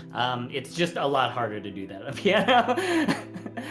Like Really? yeah, I Like can I can hit it in the same rhythm, but the problem is it sounds the chord sounds the same, so I need to either like I have to spice it up some other way, basically, Oh. where it's like string instruments naturally. Well, even in guitar too, right? The strumming pattern really helps with that. Yeah. I never really considered that a piano would have such a downside to it. it's it's obviously very versatile, but it's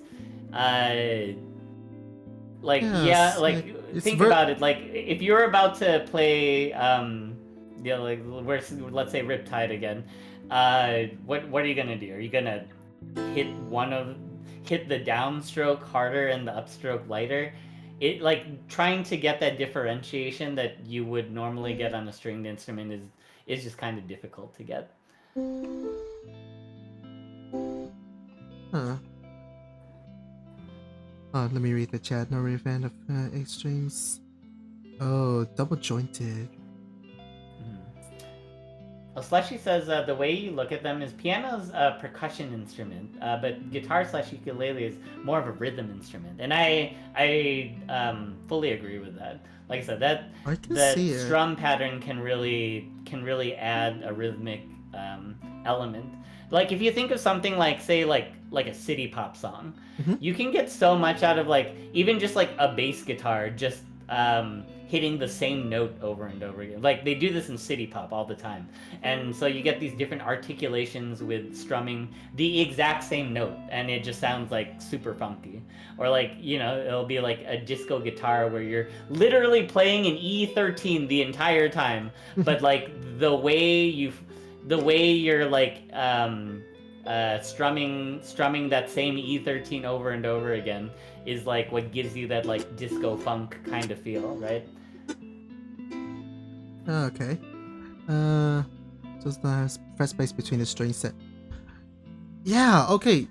Yeah, I do see that the H strings ukulele would probably compromise on the spaces between the strings.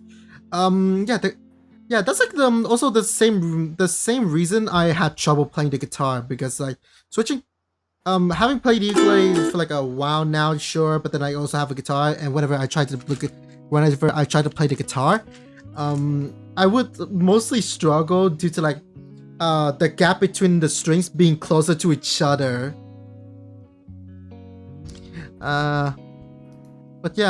But if you manage to learn to play the H strings, that it's cool. Like it does give you like more options in terms of like the kind of, I would say, the kind of like flavor and depth you can have with the music that you play on an H string. So yes, actually, Slushy, I would like to see. I'd like to hear you play your H string ukulele sometimes. Yeah, camp piano, vaguely follow on sheet music. Yeah, two-hand play. Honestly, the way I see it, I don't know. Call me rhythm gamer, brain rotted, but piano is for me just basically an 88 keys rhythm game that is stuck in free play mode, like freestyle mode. Yeah, 100%. There's too many keys. I grew up on DDR, so like I get the rhythm game brain rot. I'm already struggling with I already have like this freaking game. I already have to deal with Beat Mania, right? Oh god, freaking Beat Mania. Oh my god. Beat Mania 2 DX. Yeah, I had a friend that just loved 2 Ducks. I like could not. I can't keep up. Yeah, I can play some like basic charts, but not even close to what like good people can play. On Beat Mania, I can kind of like comfortably play like at most level 6. And like this is like the amount of keys I already have to juggle with. Yeah. Plus the freaking scratch table too. Because I know you're like really good with like Beat Saber and stuff, and so you're like, you look at something that's like level 5 or level 6, and you're just like, these are baby patterns. I should be able to do this. And then like, I'm like, especially with like and like me, I played piano like in college, right? I have formal training in this. I can't do the 7 key layout. I'm so bad at like switching positions whenever doing stuff in 2 Ducks. Yeah, I mean like what you, I mean, like this is like just how I play, right? But then you look at the pro players, and they have like they somehow were able to shape their hand so that they each they were able to assign a dedicated finger to one key each, and like how the fuck you hold on. I have no idea how they coordinate that plus the disc. Oh, looks like Flushy was talking about hating rhythm games, and I actually that totally makes sense. I know a lot of other musician friends that like do not understand rhythm games That at all is because of their way that they're like prescriptive rather than like say you look at sheet music and it's descriptive where it's like here's how to do it and then you come up with the way to do it. Like obviously you learned your techniques from your teachers and stuff, but then like in a rhythm game it's just like you're reacting to like do this now do this now do this. I mean, so I totally understand. In hindsight it looks like that, but like when you come, but then it also depends on what games you play, because like half the times those rhythm games are actually not simulating the feeling Actual of playing play, it's not yeah. To make it easy they slow it down. It's like it's not in time anymore. It's just no, it half the rhythm games out there, it's not even like simulating you playing an instrument at all. But I don't know, it's not exactly like reactive all the time. Give me a second. It's not exactly reactive all the time. When you play like higher difficulties, being able to like have a good sense of rhythm does actually help. Cause like how do we say this? Let's say I'm only merely looking at the field here to determine, okay, what note is next. But then identifying the note is one thing. The next thing is to time my input. And that is where my internal rhythm comes in. So, actually, Slushy, I don't know if you, have you played Taiko no Tatsujin? I love Taiko. Yeah, so like on Taiko, right? You're actually playing like an actual taiko drum. No, you haven't played. You should try this. Like not only you're actually playing a drum, but then like okay, you're only reacting to. You may be like identifying. Okay, is this a don or is this a ka? And then later on, you just have to like swing your bati to the rhythm. But then on higher difficulties, it is you do have to learn patterns. But then again, you have to do that pattern. What kind of controller are you using? Oh, that's a Rib Magica TDC-10. It's like a mini. It's like a what we call a Tatacon. You should have drawn me. I mean, like it's just very simple. Like you only have the red, you hit the face of the drum. If it's blue, you hit the rim of the drum. That's pretty much it. Otherwise, it's just the matter of recognizing the note pattern and do them at the correct tempo. And I've been playing this game for like about 3 years, and then finally I was able to full combo the song. Like, isn't A-Star? It's not really difficult in terms of speed. It's more like difficult in terms of pattern recognition. So I learned the pattern, and I did it.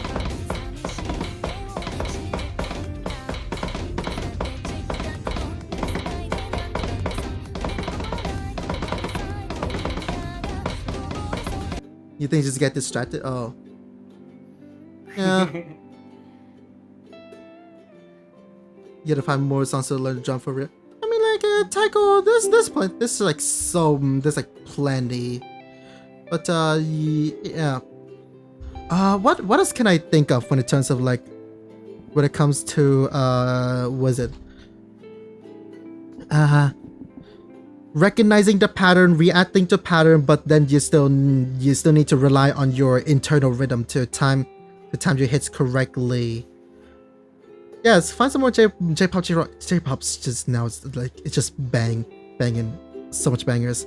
Oh right, let's go Mai Sunagite, right? God, someone.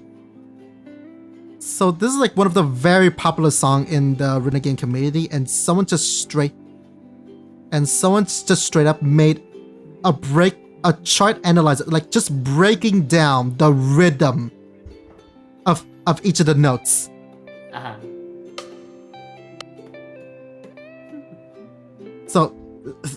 So there's.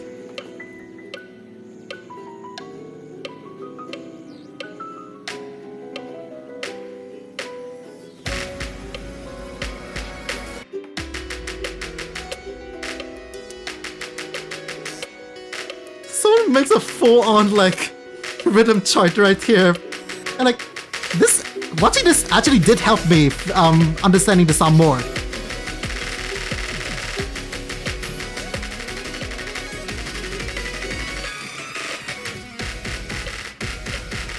Have you seen anything like this before?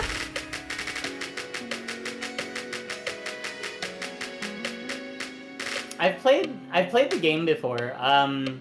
There's a round 1 that exists. Oh yeah, no, it's away. always the round 1. You have to go to a round 1 if you want to find these songs. If you want to find these kinds of game.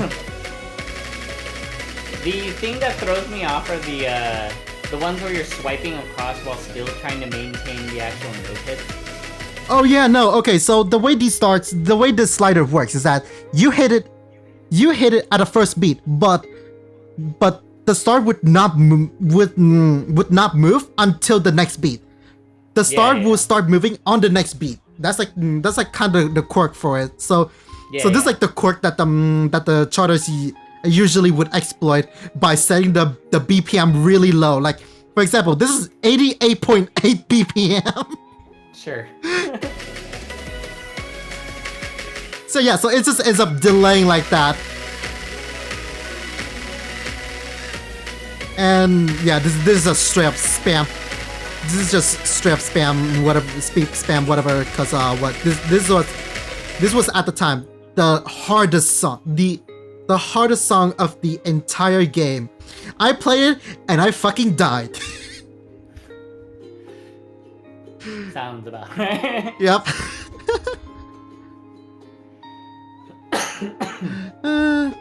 So yeah, so it's called drum chart. Tends to be hemi, demi, semi, quavers. The 64 is very annoying to play. Oh, I see. You need to try to teach drumming. Yeah, I don't know. I mean, I guess so. I kind of just like I did ended up developing the rhythm. So let's just say what I played taiko for like so long, and then finally I ended up playing.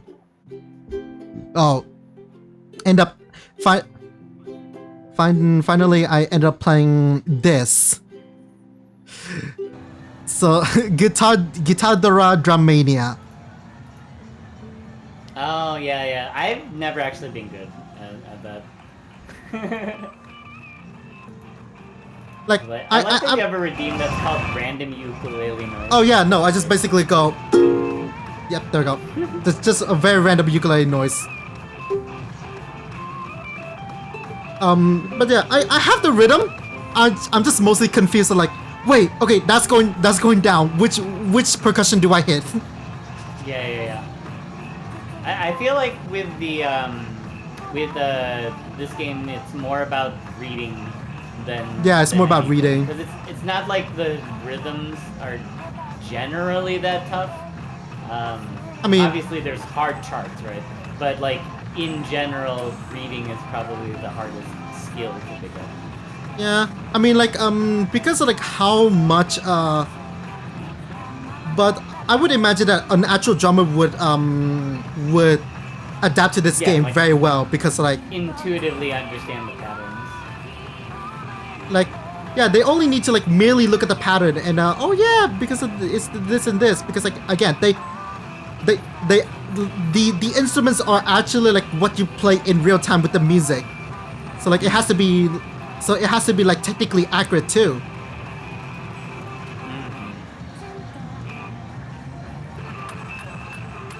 and this one is like where I got confused. I just couldn't really like coordinate my hand and feet together at all.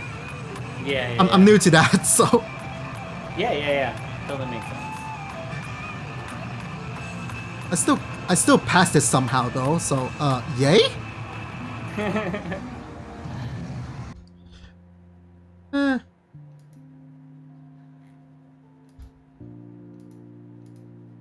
I'm still gonna stick with taiko though. It's much more simpler. Yeah. Right. All right. Here's a bit of a fun question. What finger do you use to strum? What finger do I use to strum? Yeah, typically. I thought you were supposed to utilize all of your. I mean, I guess my thumb is the prominent, but. Oh wait, really? No. I mean, no, we're not talking about like we're not talking about finger picking, right? We're just like, what finger do you mainly use to strum? Traditionally, you play with all four. Wait, what? Really? I just use index finger. I just use index finger to strum up and down. And like when I had a mini lesson with Arki, he was telling me to for full strumming to utilize well, in piano I would call this 1 2 3 4, but I guess thumb, index, middle, ring. The traditional strumming pattern is similar to the motion of flicking water off your hand. Flicking water off your hand. Really? I just mostly use like exclusively my index finger, just so that just so that all my other fingers are free to like, I don't know, so my index finger, when I strum, my index finger is going to be the only thing that's busy strumming the strings. And so let's say in the middle of playing, I want to do something like a chuck, right? My hand feels free to be able to be prepared for that chuck, I guess. Oh, okay. Yeah, that makes sense.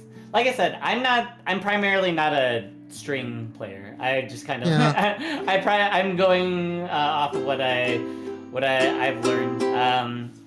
If for Slushy, if that question was directed towards me, yes, I have a background in jazz theory and composition. I studied that for a while before I dropped out of music school and then studied computer science instead.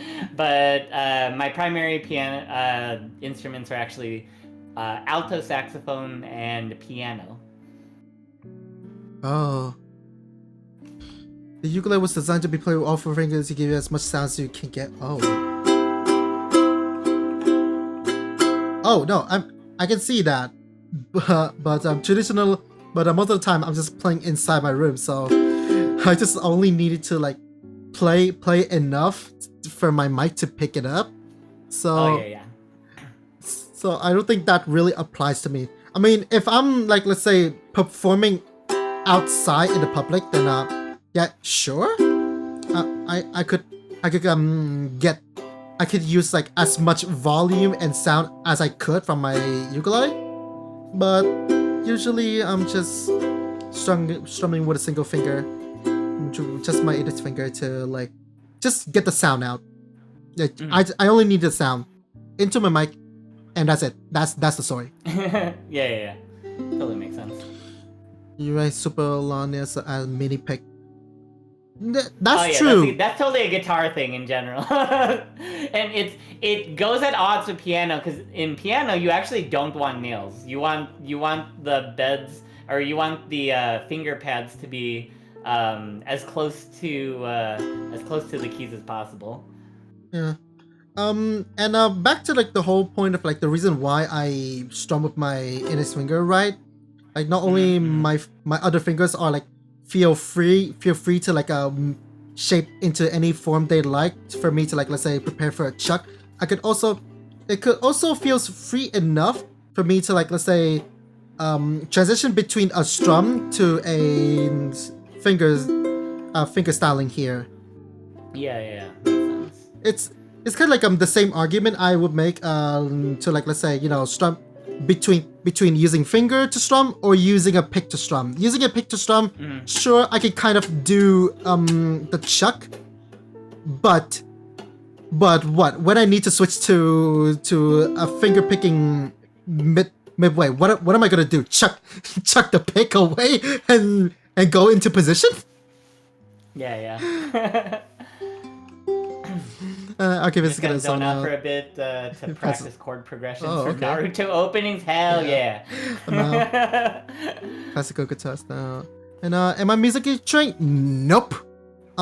I did grow up in a family that revolves around music quite a lot, but most of the time I kind of just got the music passion pretty much secondhand. I pretty much just got the music passion like secondhanded to me. Hey Lars, welcome to the stream. How you doing? Hi Lars. Yeah. Yeah, I'm not really like musically trained. I just follow whatever, I just follow my student life like very traditionally. I never took like any sort of specialty musical class or whatever. Yeah. Though while I was in music school, they had me have to do like vocal training, so I know like a little bit of like operatic technique where I have something like yeah. O vero cor tu palpiti de tua tesiti povero corti oripo corre. Like that sort of like dramatic like sort of thing. I don't know Italian, so I barely am pronouncing that. But it was like one of the things we were forced to do, and I'm just like, man, I cannot wait to be out of this class because I am hot garbage at this. Dude, that's crazy. I'm not.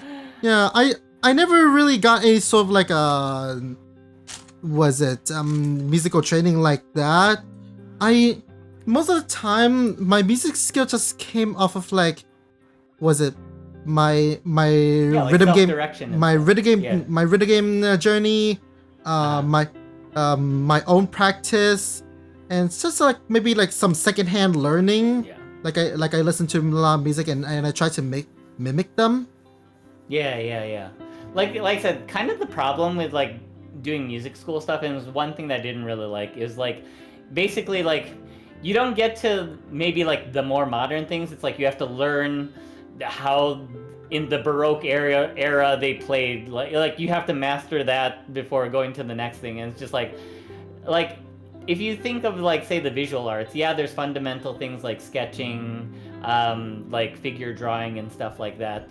But like when it comes to making your own things, it's not like you have to learn every art style between like the 1920s and now before you can start working on stuff. Whereas like in music, it's like, all right, compose something that would be in classical era, now compose something that would be in romantic era. And it's just like, how much really is this helping towards like my personal goals?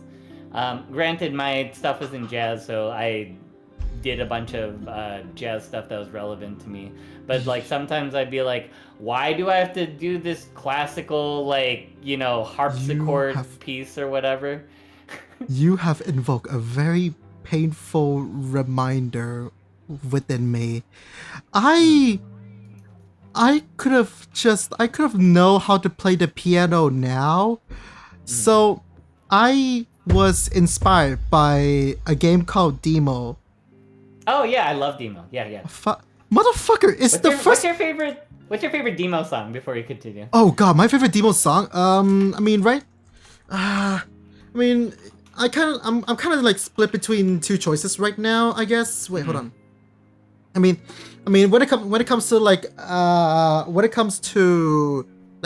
song that is upbeat, easily Squeaky Mind by Tipa Zalite.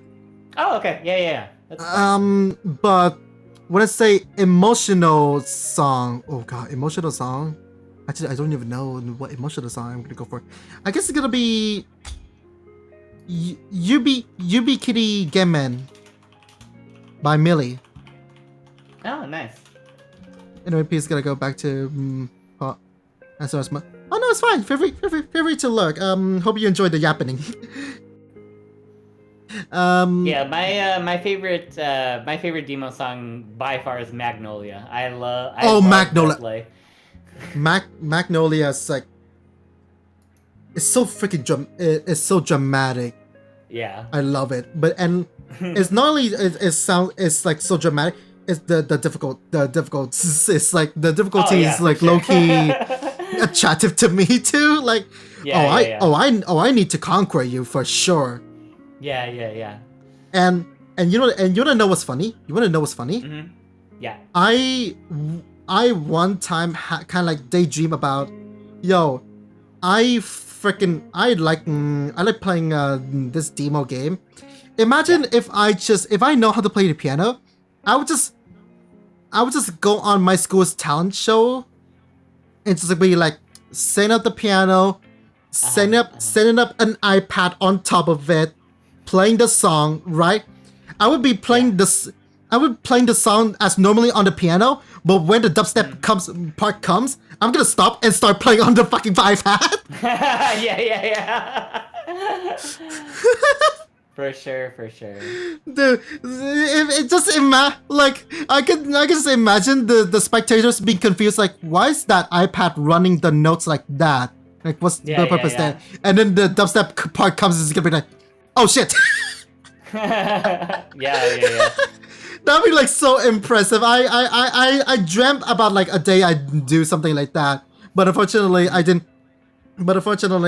really get to like know how to play the piano properly. Yeah. And you know why? Like, demo really sparked my passion to play the piano. But then what?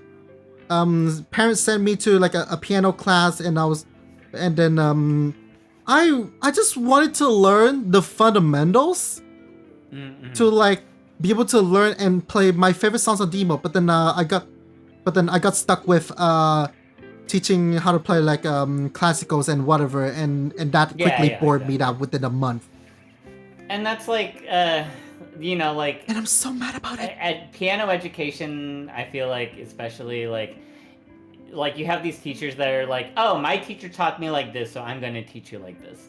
And like when I was teaching piano, I would always ask the student what their goals were, because if their goals are to hit 4 or 5 chords while like playing pop songs, I'm gonna teach them in a much different way than like, say, someone that wants to like learn classical music.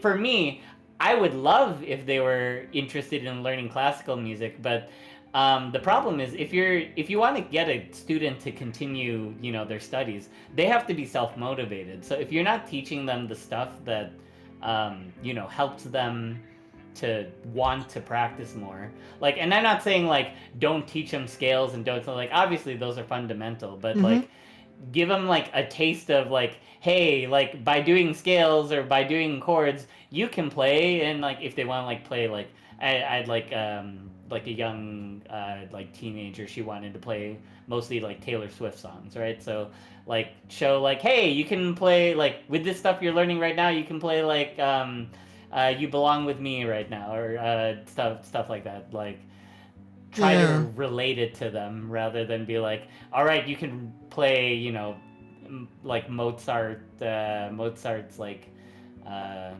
what is it, K547 or something like that. I forget the exact numbers, but you get what I'm saying, like. Yeah, and that basically encompasses the my philosophy when it comes to like I'm no certified teacher, but I'm confident that if it ever comes down to me, like if there's a moment where I have to teach someone how to play the ukulele, like I'm gonna be like, okay, listen, look, I know it seems a little bit boring at first, but it's very crucial that you learn these fundamentals. And believe me, after like 3 hours of doing this, you're free to just go out there and learn whatever songs you like. If there's And maybe if there's a song, you should be able to learn most of these songs, most of whatever songs you like, right? And if there's a song that has like a certain quirk, then let me know about it, and I'll teach you about it. Like I'll help you find a way to work around it, cheese it. I don't know. I don't care. That's how it is. Me, that's like my philosophy when it comes to teaching. Compared to like your average ukulele tutorial on YouTube, right? They'll be showing you that, okay, so here's this chord. You just need to put your finger here and here and here and strum. Sure, that works, but then like you didn't explain them why and how. Like, why is that system like that in the first place? Yep. Like it's very much reactive and not like. How do I say this? It's like let's say this my game, right? Yep. I'm just it's like a learning to react to the note more rather than reacting to like how the button and the screen mechanic works. And from there you can just start learn and react to the notes more confidently. Yeah. I guess that's like how I can describe it. It's just learn the core mechanic of the game or the instrument. Yeah. And then you'll just have like a much easier time adapting and learning new songs on said game or instrument.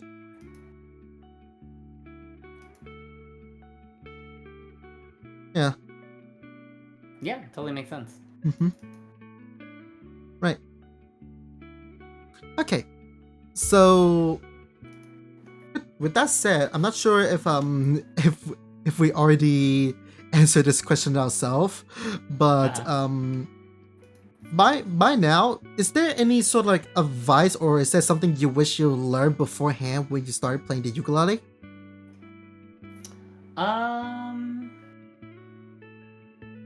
Like any sort of pro tip for beginners. Let's see.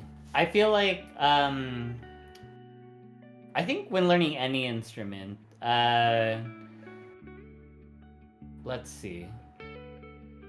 I think when learning any instrument, the biggest thing to remember is that practice makes permanent. Like I hate the phrase practice makes perfect. Because it doesn't if you're practicing wrong. When you're starting out, build the correct habits. And so, yes, like there's like you can go through tutorials and stuff. I've always liked having some more reliable teaching resource in terms of like making sure I'm fundamentally doing things correctly. Because I know when I was first starting to do stuff, I just look like at a chord chart and then just be like, okay, like I just hit these, right? But then I wasn't thinking about finger placement or like how the shape that I was making could bias certain fingers to move closer to the next fret or not, so that would make that specific chord out of tune or whatnot. So being able to, like you've mentioned that you don't really like it when you see those YouTube tutorials that are like, first do 0003 and then do this and then do that. Yeah. And like I agree with you, because it's like, okay, do a thing doesn't teach you like how do I use this as a building block for songs in general versus how do I play this specific song that I want to do. So it's like, not necessarily would I do it different, but it's like the way I learned ukulele is to build my vocabulary, right? I built knowing like the first chords that I learned, right? I needed to make sure I got C, I needed to make sure I got A minor, I needed to make sure I got F and G. That itself covers a lot of stuff on its own, right? Probably the next important is D minor. Having D minor, and now you have access to 4, 5, which are crucial for pop music, and then you have 2 and you have 6. Between all of that, you can cover a lot of songs, and that's like enough to get by. And then from there, like building up the dominant 7th chords.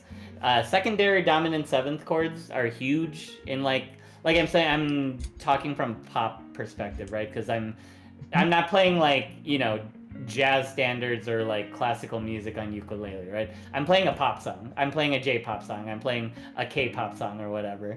In general, I'm not I'm not doing anything like, you know, virtua. You know, I'm not playing like some fancy piece with it. So like kind of building the chord language so that I don't necessarily have to look at a chord chart and be like, okay, what does that chord mean? What is that chord and what is that chord? Building the language, and then like, you know, I can just transpose or whatever. As with ukulele, like with string instruments in general, you have the benefit of just throwing a capo onto there.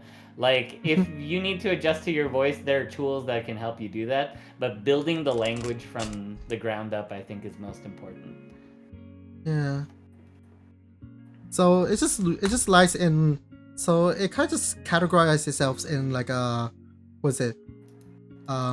Learning the core mechanic of the instrument, right?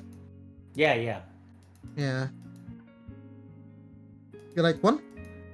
This is like one more explanation that I came up with when it comes to like when it comes to pointing out my nitpick about like how the tutorial YouTubers tells you to do this and do this and do this, right? You end up relying on those same tutorials when you want to learn a new song, right? Yeah, exactly. Instead of like learn the chord, you just get a chord chart, right? Mm-hmm. Yeah, and it's like having the lack of the core understanding of your ukulele, you just end up relying on other people's information on the song instead of like experimenting around or maybe like or maybe you just end up requiring more information than needed when you learn a new song, right? Yeah. Mm-hmm, mm-hmm. Yeah. Yeah, for example, if I'm playing a song, it goes like, say, 1, 3, 5. This is like a common progression. You know, I would start with C, and then I know my 5 is G, right? So like normally I would think, okay, E minor, 0, what is that? 0, 4, 4, 3, 2. But knowing that G itself is 0, 2, 2, 3, 2, I could go to say E minor 7, so 0, 2, 0, 2, and like E minor 7 isn't that much different like category wise from E minor, but I just made the song 10 times easier to play because now I'm just going C7, G7 with the 2, 3, 2, let go of the 3, and now I get that E7 without trying instead of like having to shove my hands to like 0, 4, 3, 2. So like things like that where it's like if you understand the mechanics of the instrument, you can make it easier for you to play. Like sometimes I'll read a chord chart and I'll be like, they want this chord. This chord is close enough and I can hit that fingering easier or whatnot. So like that's like a little example of you know, understanding the instrument so that you can play it better, I guess. Yeah. I mean, it's also kind of like how I found a way to cheese the E chord. Yeah, exactly. I hate playing E, by the way. I know! I'm bad at bar chords. It's not even like bar? I don't think it's like bar at all. It's just like, you just have to like try to place... For like E 4, is 4, 4, 1... 1, right? No, so E is 1402, right? Oh, that's how you use your E. Oh, okay. Yeah, Yeah. 1402 is like, well, But- that's an E major 7, right? Yeah. Yeah, Yeah, yeah. but the thing is, right? To make that E chord, what you need is these 3 notes. Yep. So pressing the C string on the 4th fret makes it play the E note. Like, it's the same thing. So Yeah, what? yeah, yeah. So Oh, with okay, that, neat. so with that said, Yeah, yeah. with my index finger pressing the G string on the 1st fret, what if I just intentionally block out the C string? Yeah, yeah, yeah. It's still so the So C string you'll is just unable to mute- ring. You'll just mute that string. Yeah, Yeah, yeah, you yeah. just mute that string. Meanwhile, you already have like the 3 other strings playing the chords necessary for an E. Yep. Play the notes necessary for an E chord. Mhm. And if you just play really fast, no one's gonna notice. Oh, exactly. Yeah. Like Yeah, understanding and how. and this to your point, it's like understand how the instrument just works, how- and you can get it to work for you. Yeah, and it's just like being able to understand the instrument inside out of that. It just allows you to think outside the box. Like no, like it's just like and generally, literally, no one's gonna notice. Like what are they gonna try to like spy on how my model is placing their hand on the freaking Yeah, fretboard? yeah. Like what? Obviously, No one's gonna know. it's just like, yeah, no one's gonna care, and like especially if you're doing something while you're singing. Most people are paying attention to your voice anyway. No one's there. Like they'll hear if something's wrong with your playing, but they won't really care if it's like not perfectly right. Yeah. Oh, generally his skills teaching people the fundamentals of. Okay, yep. At least over here, ukulele group instrument, best play, all friends, whatnot on the cookout night. I can see that actually, yeah. See how everyone takes the fundamentals, transfer them into their own particular playstyle, just makes it all the brighter. Oh, that would be amazing. Yeah, and I think Arki makes a good point. Like fundamentally, especially like in Hawaiian culture, right? It's an instrument meant to be shared amongst like a group of people, right? It's not like the purpose of it is not to be like some virtuoso and like do fancy things. Its primary purpose is to be like, no, we want to share some love of music, right? You know what I just realized? So you know how I praised the ukulele for like being such an accessible instrument? Yeah. I have just found a new way to interpret that now. Yeah, exactly. And I like that. It's such I like that Yeah. interpretation of just like it's like it's a social instrument. Yeah, it's a social instrument. That's like hundreds of ukulele playing VTuber friend that I have. Yeah, exactly. Like I'm episode 34. Like that's insane. Like how many episodes could you get out of like I don't know other instruments? It's crazy. Yeah, I mean like guitar would be a pretty close second, but like I don't know. The six string setup, it just feels more intimidating. Also, guitars are usually more expensive than ukulele anyway. And plus, something about the ukulele just fits just generally fits the VTuber aesthetic better than the guitar does. Yeah. Like the California style turns ukulele into a solo act, and that's nowhere near as enjoyable. Yeah, I think that's one way to look at it. It's I've always looked at something. There's kind of two purposes music has for me, right? It's to express myself, right? I've told you like jazz is my primary mode of expression, but if I take like a familiar song, like if like, and then like if I like extra jazz it up where I'm just like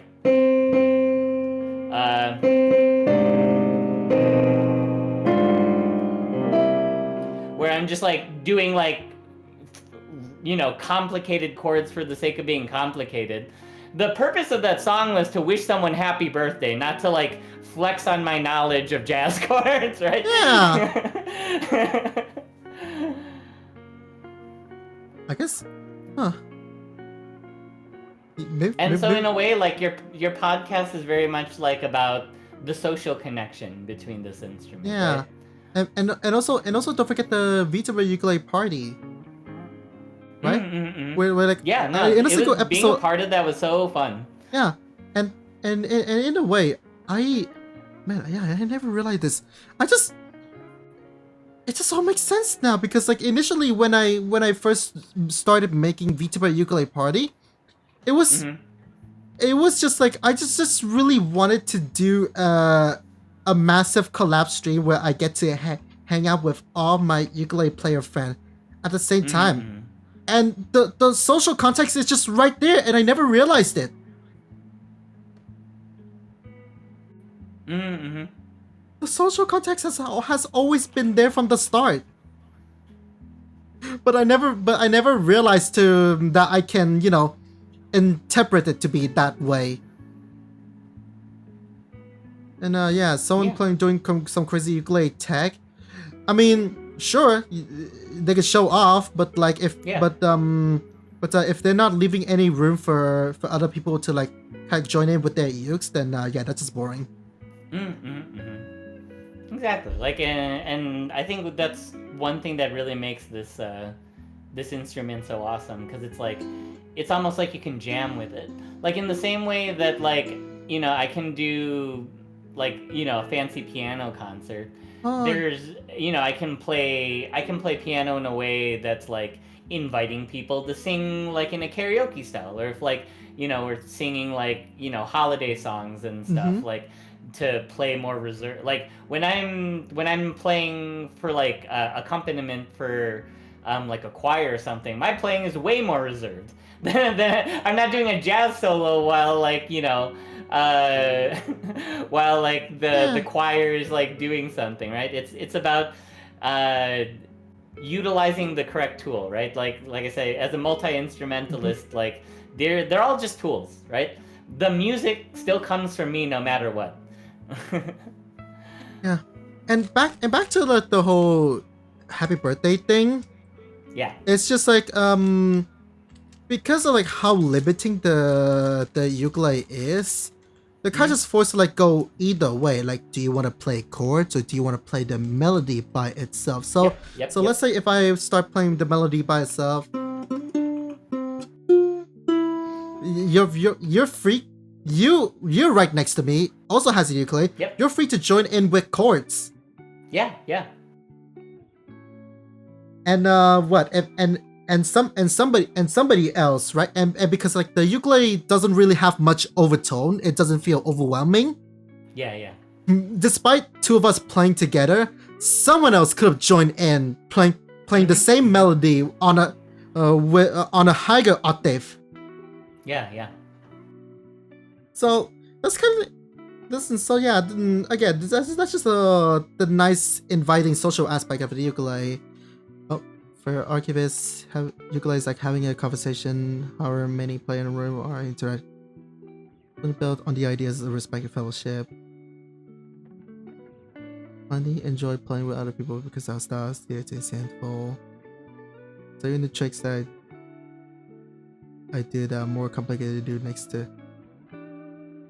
Yeah, and I think Archivist makes a good point. So Archivist is kind of like saying like their fundamental thing is that ukulele is like having a conversation, right? Even if you have more technical skill than the guy next to you that only been playing for like an hour, the purpose is that you express your technical skill to support the guy that's, just doing straight strumming, right? Maybe you'll strum between his strums, or maybe you'll strum, or you'll add like a little melodic flair at on the fourth beat to before the next chord comes in. It's very much like why I studied jazz in the first place. Whenever you're doing like a jazz sort of jam session, a lot of the times, a lot of the people, they're very technically oriented, but you have to work together. Like, you can't just one thing that's common in jazz is like you'll substitute chords for other chords. When you're in a group, you can't just willy-nilly do that. You have to either communicate that somehow, you have to do some sort of back and forth, and that's why I love live music so much in groups, because it's like a conversation. It's a back and forth, you know. You throw one idea, I like your idea, I'm going to expand on that idea by adding this little thing or whatever. Oh, nice. Case in point. Yeah, exactly.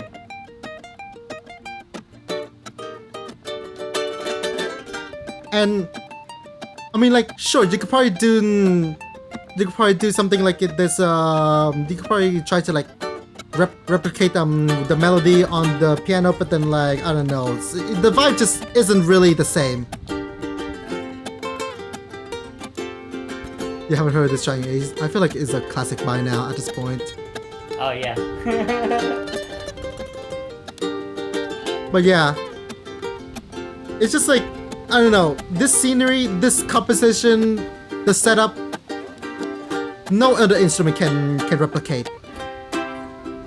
Oh yeah, this exact vibe is like, this is the sweet spot for ukulele, right? Yeah, exactly. Yeah, it's the sweet spot.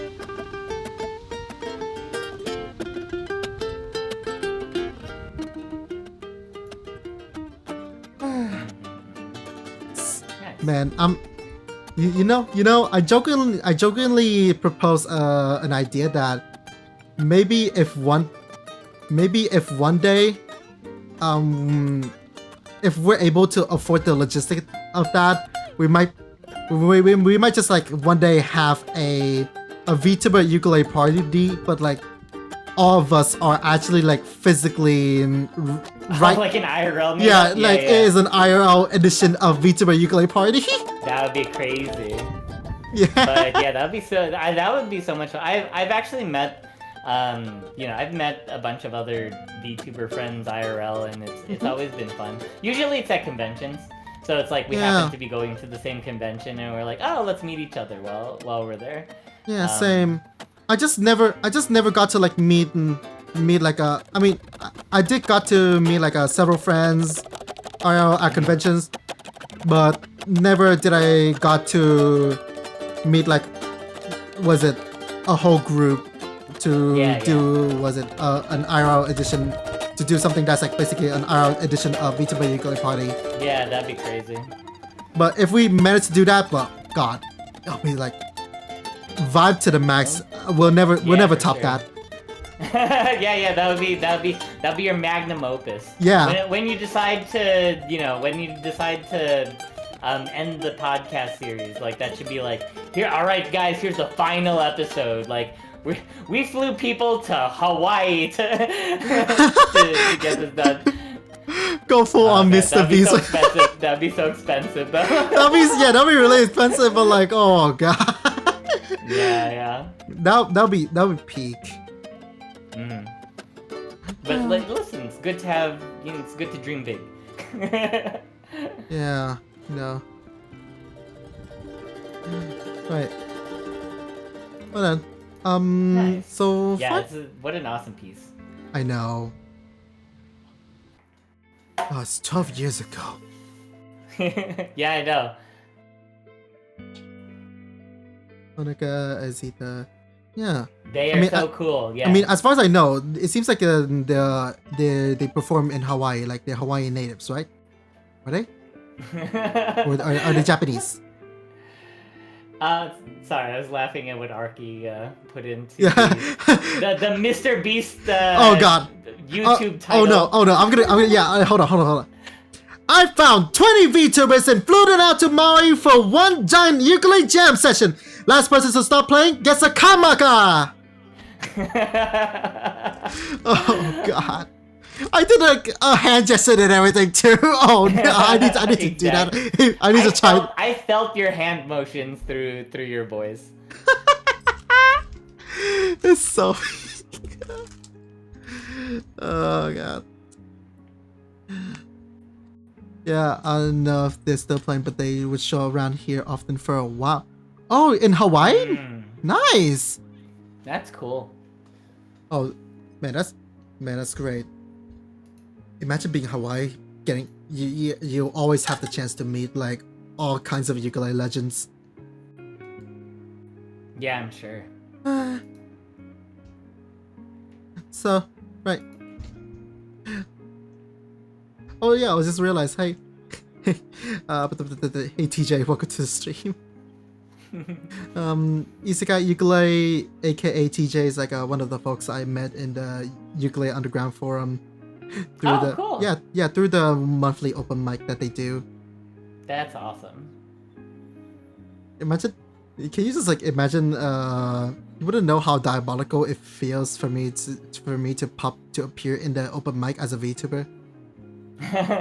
Like just imagine. That would be fun. Like just imagine. No, I've already done it like 3 times already. They've gotten used to it now. That's crazy. Like, imagine a Zoom call, right? Imagine a Zoom call where everyone just have their cams up. It's gonna be like baby boomer, millennial, baby boomer, millennial, VTuber, baby boomer, millennial. Yeah. That's hilarious. It's funny. My director at work, so my boss's boss knows I'm a VTuber. I've shown her my model. She's just like, you should do a meeting like that someday. I'm like, I'm not doing a meeting like that. God. Oh my god! You know what was worse? They were like, "Oh, can I like see it in action?" And yeah, I go to one of my VODs or whatever, and like it was like of me like playing piano with my feet. I'm like, "Oh, we're not gonna look at this one. Not gonna look at that one." I'm just like, "Oh god, we're gonna look at this other video over here. We are gonna pretend not that one." It was funny because she like looked at my model and she was like, "Oh, you look kind of like Inuyasha. Are you a dog?" And I'm like, "You know, close enough. Whatever." That's crazy, my guy. Do not show them the VODs. Yeah, exactly. I've learned that like no, if I'm gonna show it, I'm gonna show very curated clips. Like you see this clip, this is what you get to see. Though apparently one of my coworkers lurks in my streams, which I find funny. Oh god. Right. Especially I had a stream where I was dressed up in a maid costume, and he was just like, "Yeah, you had an interesting stream yesterday." Like, because I saw him the next day at work. And I'm like, "Listen, it was chat. Like, chat made me do it," and I'm just like. How about you don't tell this to anyone?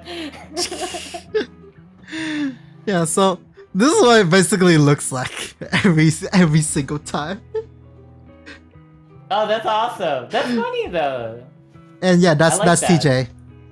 Yeah, that's cool. Oh, that man's cracked. And once again, shout out to Ukulele Underground for being so chill about it. Yeah. And then what? You just have a single clip of you being normal for a record-breaking 20 seconds.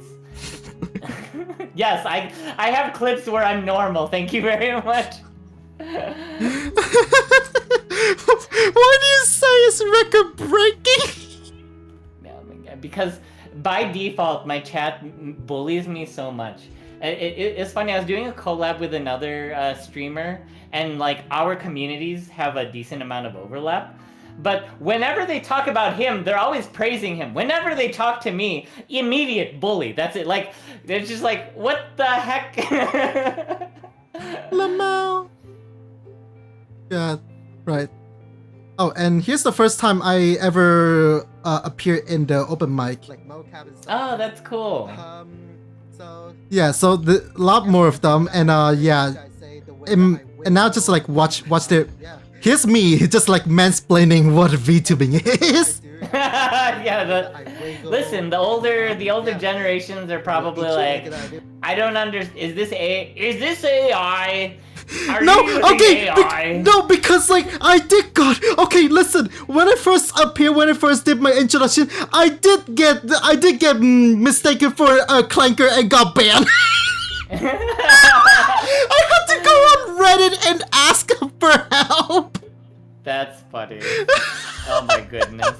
It's all manually done by me. So I get you. That was listen. Say the way that I wiggle and yeah. Hold on, let me. In some cases, like actual motion capture equipments, like mocap and stuff like that. Yeah. So yeah, everything that I do, everything that I say, the way that I wiggle, and yeah, each blink that I do, it's all manually done by me. So no AI, no nothing like that. It's just being another fun way to being a human. Cool. Yeah, I definitely saw you wiggling while some people were singing, just dancing along. So it's super cool to see that. And if you think about it, you're just like a puppeteer, right? Yeah, I didn't know. One of them did point out to me that what I described there is basically puppeteering. Yeah. and TJ, just a spoiler alert. For the next open mic, I'm gonna doing something. I'm gonna take it to the next level. I'm gonna like go full body. You got a new cracked performance. I got a I'll new. have to ask you to show me the VOD of your ukulele underground thing. Yeah. Oh, and wait for the reaction when I pull out the ukulele toggle. Nice. Okay. And you gonna play some uke for us? Mm-hmm. Give me a second. Let me just pull it out and.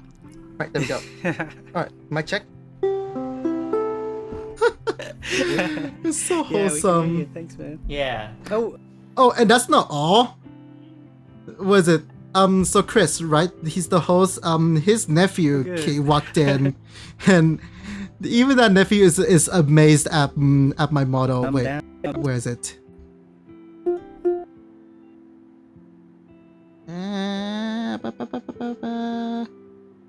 It's like it's somewhere around here.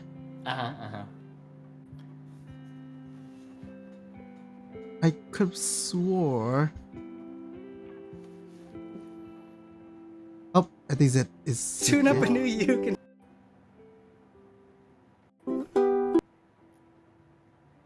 The new uke. So. No, where is it? Hi. Oh, there's. Hey there. This is my niece. Yeah, his niece. Hey, Kara. She can't. They're saying hi. I'm on the headphones, so they can't hear you. Alright, what's? Uncle, they can't hear you. Who's that guy? Pointing to me. Who's that guy? He's around me because he's looking at me. He's really looking at me. They can't Hi there. hear me, Uncle. They can hear you, but you can't hear them because I have headphones on. Okay, I'm gonna play my last song. I'll see you soon, baby. Say bye. Go say bye. Say bye. Bye. Oh my god. Cute Yeah. little interruption there. Yeah, cute little interruption. But yeah, I know. Man, subjecting to them to a little bit of a. It's so easy to impress them as a VTuber. Oh my god. Of cringe anime culture. We're just a bunch of anime boys on the internet. Like legit. 70% of them are baby boomers. 30% of them are millennials, and 100% of them do not know what the fuck a VTuber is. Exactly. I just have to like explain the concept of VTuber even to the admins who like mistakenly banned me. But like again, I just cannot stress this enough. Shout out to those guys. Shout out to those fellas at Ukulele Underground for being so welcoming. As long as you are like actually there to interact with them, hang out, playing around, like just having like some degree of a passion towards the ukulele, they'll be welcoming you with open arms. That's so cool that you found a group like that. I used to be in a similar thing where it was vocal performances instead. I haven't because it's like in an actual building.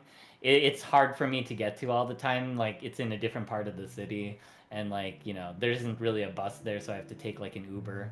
So it gets kind of expensive having to go there and back and forth. But yeah, that sense of community from just like, hey, I just want to like play a thing or sing a thing, like. It's wonderful to have. Oh, my head pads finally work again. Oh no. the hip pattern. Now they won't turn off. Oh, there we go. We're good. Wait. Okay. I heard it. There was like supposed to be a hip hop, but like I probably missed it because like how carried away I was, like just laughing No, at the. I think Archivist gave you a pat the taka. Yeah. No, it was supposed to have a sound too, but like I probably ignored the sound. But yeah, Siri used to have a lot more guys show up to the open mic. Yeah, it's just sad now because was it the open mic nowadays has been getting a little bit like less and less and less. Yeah. We probably, so maybe like some marketing's gonna be needed for more people to show up to the open mic. Maybe.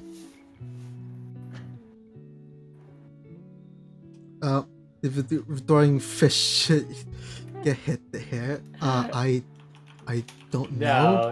No, Arky, I don't have it generally linked. I have to be online for that. Yeah, no, it's what tits, right? Yeah, I have to have tits on. Yeah. It's funny saying that in front of non-VTubers, being like, you have to do what? Why is my VTuber so lewd? What is tits?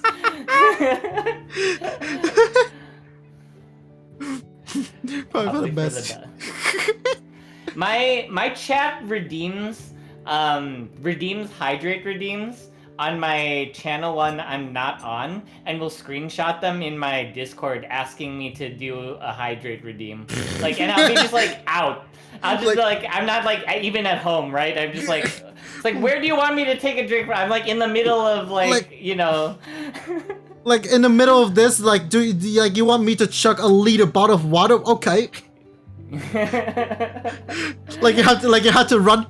Like you have to run to the nearest grocery store and buy a bottle. Yeah. I have to go to the convenience store and just pick up something. Go to the 7-Eleven or whatever. So peak. Funny. Oh my god, I can imagine. Right. Okay. So final topic to close it out. Do you have any favorite song to play at the moment? Do I have any favorite songs to play at the moment? I just kind of play whatever. One of my favorite songs that I like have always enjoyed playing is "You and I" by Ingrid Michaelson. I just love that song a lot. It's cute. It's a fun chord progression, and it's like I don't know. It's very much like it takes that, like, you know, it's that lighthearted love song, but kind of like what Arky was talking about. There's like a community aspect to it, because that final chorus, they actually drop the ukulele, and it's just a group of people stomping and clapping, basically like stomp, stomp, clap, stomp, stomp, clap. And then so like they continue the chorus, but it's just more like as if it were a group just kind of like, you know, singing the whole thing together. So it's like, even though it's like a cheesy, cute love song, it ends up being very much this kind of like community kind of like fun little like group. It's like not just individual love, but like love for your community as well. Oh, that's fun. Yeah. You reminded me. I think in the latest open mic, there was someone who tried to play something, and then he tried to like invite us to play along, but like of course we could play lag and stuff. Yeah. Of course we would play along with like probably without mics muted. Sucker for the classic, the late brother. I see. Oh, the late brother. Oh, it's a. Yeah. They will never be tough. I mean, you just cannot be the classic. People call it a certified ukulele hook classic for a reason, I guess. I think. I don't know. It's somewhere along that line. Oh yeah, What a Wonderful World is wonderful. It's a what an awesome song that is. I love singing it. I'm as much as I love it, I'm not good at playing it. I'm just not good at playing that song. Hold on, let me. What a Wonderful World. Let me just look at the chords real quick. I'm just curious. Yeah. Cause now I'm at the point where I'm like, so would you like to perform that song, or do you want to like just perform any song in general?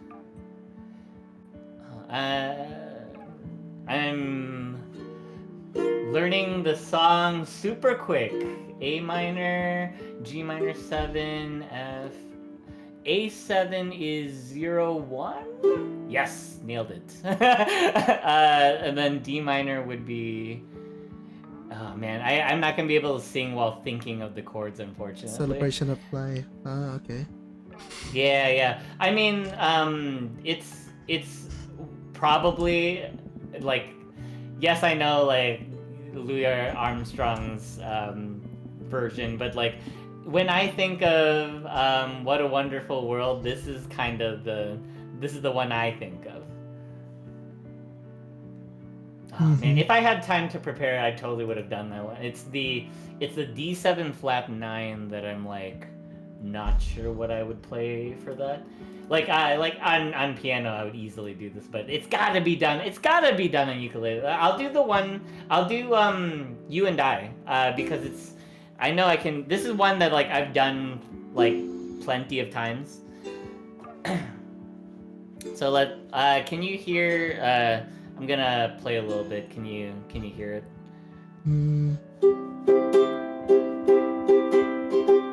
Yep. Oh God.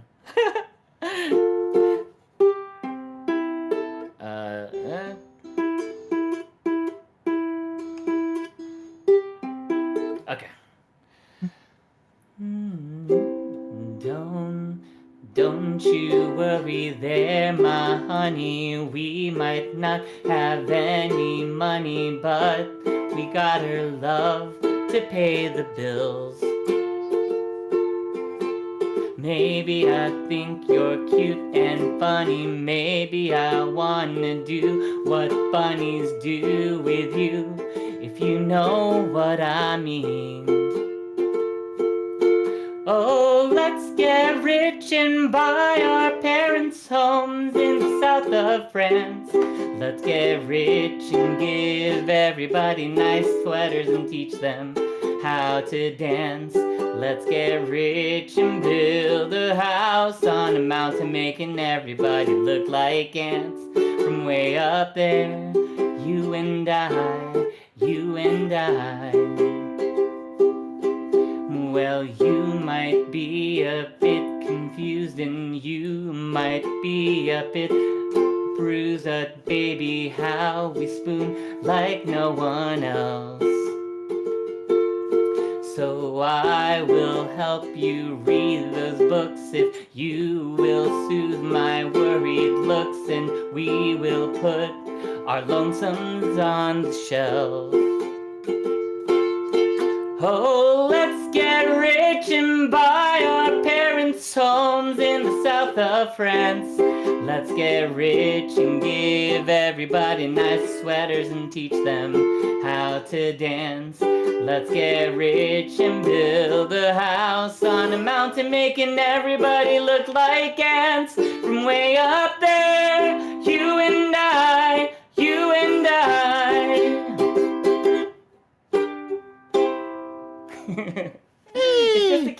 It's just a cute little song that like I love that. I love the movement from the C to the E7. Just like it lands so like nicely. It has like this nice little like just like I'm like laying in a hammock kind of feeling. Oh yeah, no, I get that. That's such a great vibe. Well then, I'm deciding what should I play in return. Oh, thank you. Thank you. TJ's with the clapping. Yeah, he got the clapping on. Yeah, Rain. That is Rain, ladies and gentlemen. Right. Thank you. So, yeah, what should I play what should I play to return? Do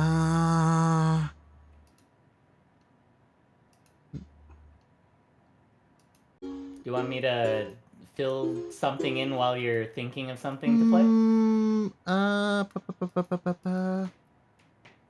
You know what? We were we were on. Okay, you play an English song. I should play an English song, and earlier we were talking about Rebecca Sugar, so Oh, okay, yeah. I should probably play in one of her songs. I remember I'm gonna need a You could cable for watch a this. YouTuber open mic. Yeah, that would be fun. Like I said, VTuber Uke yeah, open you're. mic. I think the closest we have to that so far is VTuber Ukulele Party, but then again, it's like really hard to coordinate among like a bunch of VTubers that I have globally, and which is like the reason why I don't really host them as often as, like, let's say, Yeah. The V-Yapkulele. Right, so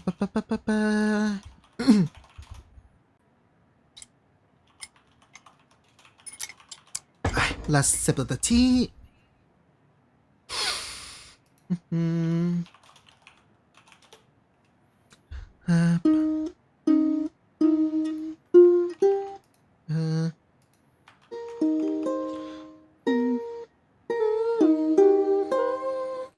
Okay.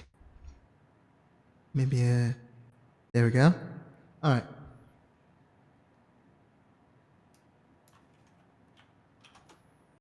So let's do this. If I could begin to be half of what you think of me, I could do about anything. I could even learn how to laugh. When I see the way you act, wondering when I'm coming back, I could do about anything. I could even learn how to laugh like you.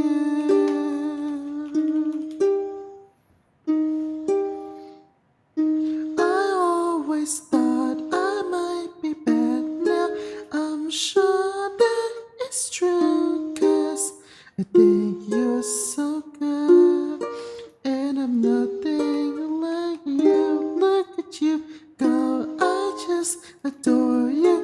I wish that I knew what makes you think I'm so special.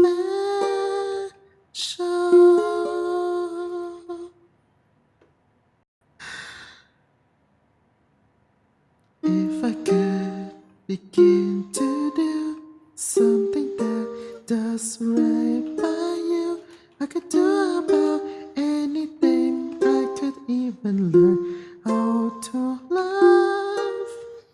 When I see the way you look, shaken by how long it took, could do about anything. I could even learn how to laugh like you. Yay! Pachi, pachi, pachi.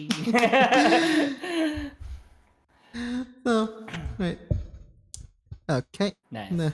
That was Love Like You by Rebecca Sugar. The song that you hear every time Steven Universe rolls the credit. I got really. I kind of like recently realized that what Rebecca Sugar's songs are generally written for ukulele, so that's why I should learn more of her songs later on. Yeah. So, yep. I guess with that, this is gonna be wrapping up the Yapkulele for today, fellas. Yeah. Right. So Thanks for inviting me. This was so much fun. yeah. Exactly. So, right, with that said, thank you guys so much. Thank you, thank you guys, everyone, so much for coming by, watching, listening, lurking, following, and as again, special thank you to Rain for being here and doing this episode with me. Thanks for having me. I had so much fun. I love your passion for this instrument specifically because it's like I feel like in the VTuber space, like a lot of people kind of do the same content, right? And this is like such a unique thing that I associate. Like even when I just like look at a ukulele, like in general, I think of you. It's like it's just like it's just like you've integrated with the instrument so wonderfully, and like I know you play Counter-Strike, and I know that like I know you do rhythm games, like, but when I see a ukulele, I think of you. It's like it's wonderful to see that. Yeah, I guess it's kind of been. I guess it's kind of has been like my goal to be that one ukulele playing VTuber dude.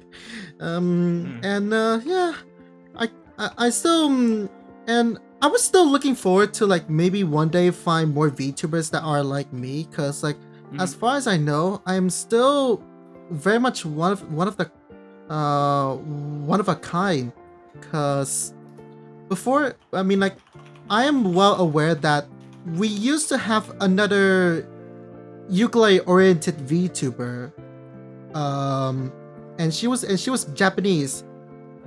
However, a few years ago she graduated, so now it's only me that's remaining as far as I know. Like, sure, there's still like a lot more VTubers who also do play the ukulele a lot, but then when it comes to like integrating the ukulele as part of their branding, so far I feel like nobody has gone close to me. Like nobody has gone close to my level. and really, I would really love to like find more people who is like that and be friends with them. Yeah, for sure. Yeah. So, yep. With that said, thank you guys again for tuning in. We're gonna be closing this out now. So, yeah, I suppose I'm gonna be finding someone to rate. Let's see, who do I got? Yeah. Should be like plenty of ukulele player VTubers. I have.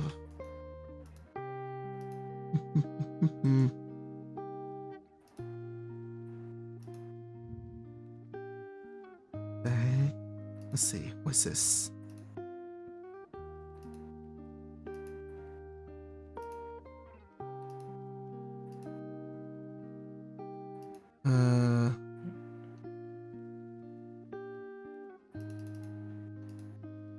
Okay. Just had to take this out. Okay, so I got someone playing Minecraft, I got someone playing Legend of Zelda, I got someone who's playing Story of Seasons. Ooh, which nice. one should I rate? I think either one seems like a wonderful choice. I don't know. I mean, like, I could consider maybe we could probably rate somebody who was part of the series at some point. Instead of going to VTuber route, but there's a lot of nuance to it. To just like when it comes to just setting up your model alone. But yeah, I don't know, yeah, and I agree, yeah, it's just like not have to see your own face all the time. It's like, I don't know, it feels refreshing. It's like, it's kind of, yeah, it's like, yeah. Yeah. It's like just for once you get to be like, you get to be like whatever kind of personality that you want it to be without being impeded by your physical appearance. Right, so I'm gonna rate Peardol. She was a comfy VTuber who also played the ukulele. She was part of the she was one of the guests of this series. So yeah, why not? Right, with that said, that is it for today's streams, as well as the stream schedule for this week. Stay tuned. As soon as I close the stream, I'll be publishing the schedule for next week within like an hour. All right. So yep. Again, thank you guys so much for watching, coming by, listening in, following, and whatnot. And yeah, again, thank you to Rain.